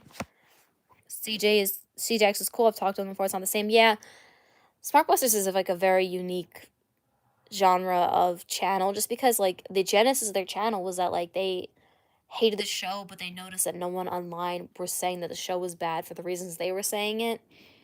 So like that's why they're kind of a unique channel for those reasons. Have you ever traveled out of America? Yeah, I've been to Canada, Mexico, and the Bahamas. My favorite Smart Busters era was their comeback era. Yeah, there was a lot of good videos on there. Definitely a lot of good videos. I like the early Smart Busters too because like they were trying their best to like find things about the show that they liked, and like obviously that wasn't. They were trying, okay? That's all that mattered.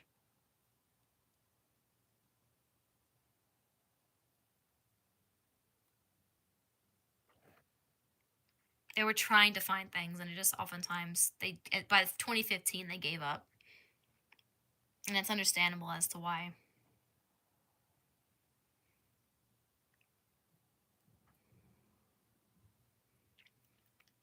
Kuwait, Jordan, Afghanistan, UK, Ireland, Germany, Poland, Puerto Rico. I'm jealous of a lot of those. I've been to Puerto Rico too, but I didn't count it because I think it's part of the US. But I've been there too. But the rest of those I'm jealous of for sure. I want to go to Ireland and Germany as well. My favorite thing is their impressions, especially of Cole, made my autistic ass laugh. Yeah, their impressions of commentators is really good. You can't even do an impression of the commentators nowadays because they're so bland. Never tried to love New York. Is that crazy? Not really. I've known people who have never left their home state. It's really not that crazy. I mean, I feel like nowadays, I don't know if you guys have noticed this, but like, I feel like everybody is like so obsessed with like travel. Like, anytime I go on Instagram, like someone I went to high school with is traveling like their 12th vacation out of the year.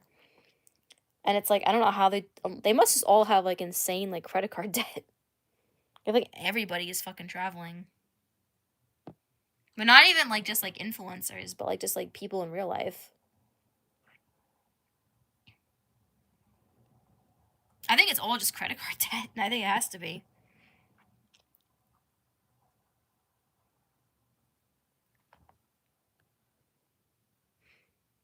"2016 was the funniest of Dean Ambrose hot dog impressions." Yeah. Those were good times, man.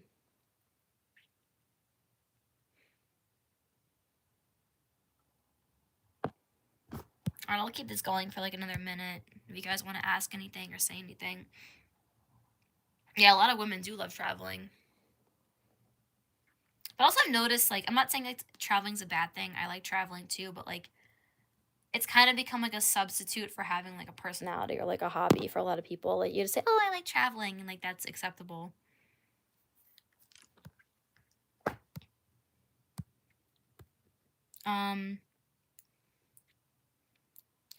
I'm in the rave community. A lot of people are in debt to go to every show possible and spend thousands on tickets. Yeah, I feel like a lot of young people or people in general just have a lot of credit card debt just to do things.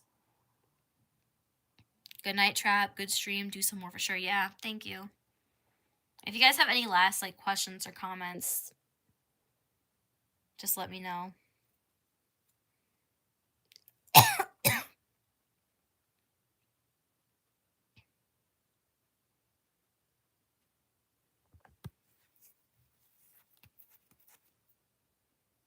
Traveling for women is code for trying different cock. Yeah. There's a woman I know. My dad works with her and she's like married with kids and like she goes on like these like girls trip vacations to like Spain and Italy like without her family. I think that's so weird. Thoughts on OnlyFans? I mean, it's obviously disgusting, but it's not really any different than other porn that's out there. Your personal favorite era and year of WWE experience? My favorite era is the Ruthless Aggression era. I prefer it over the Attitude Era, which is not that common of a take from what I hear, but my favorite year of being a wrestling fan would have been like the late 2000s. That was probably my favorite era. No, I don't think it makes you insecure, honestly. I get it. I get the reasoning for not wanting that.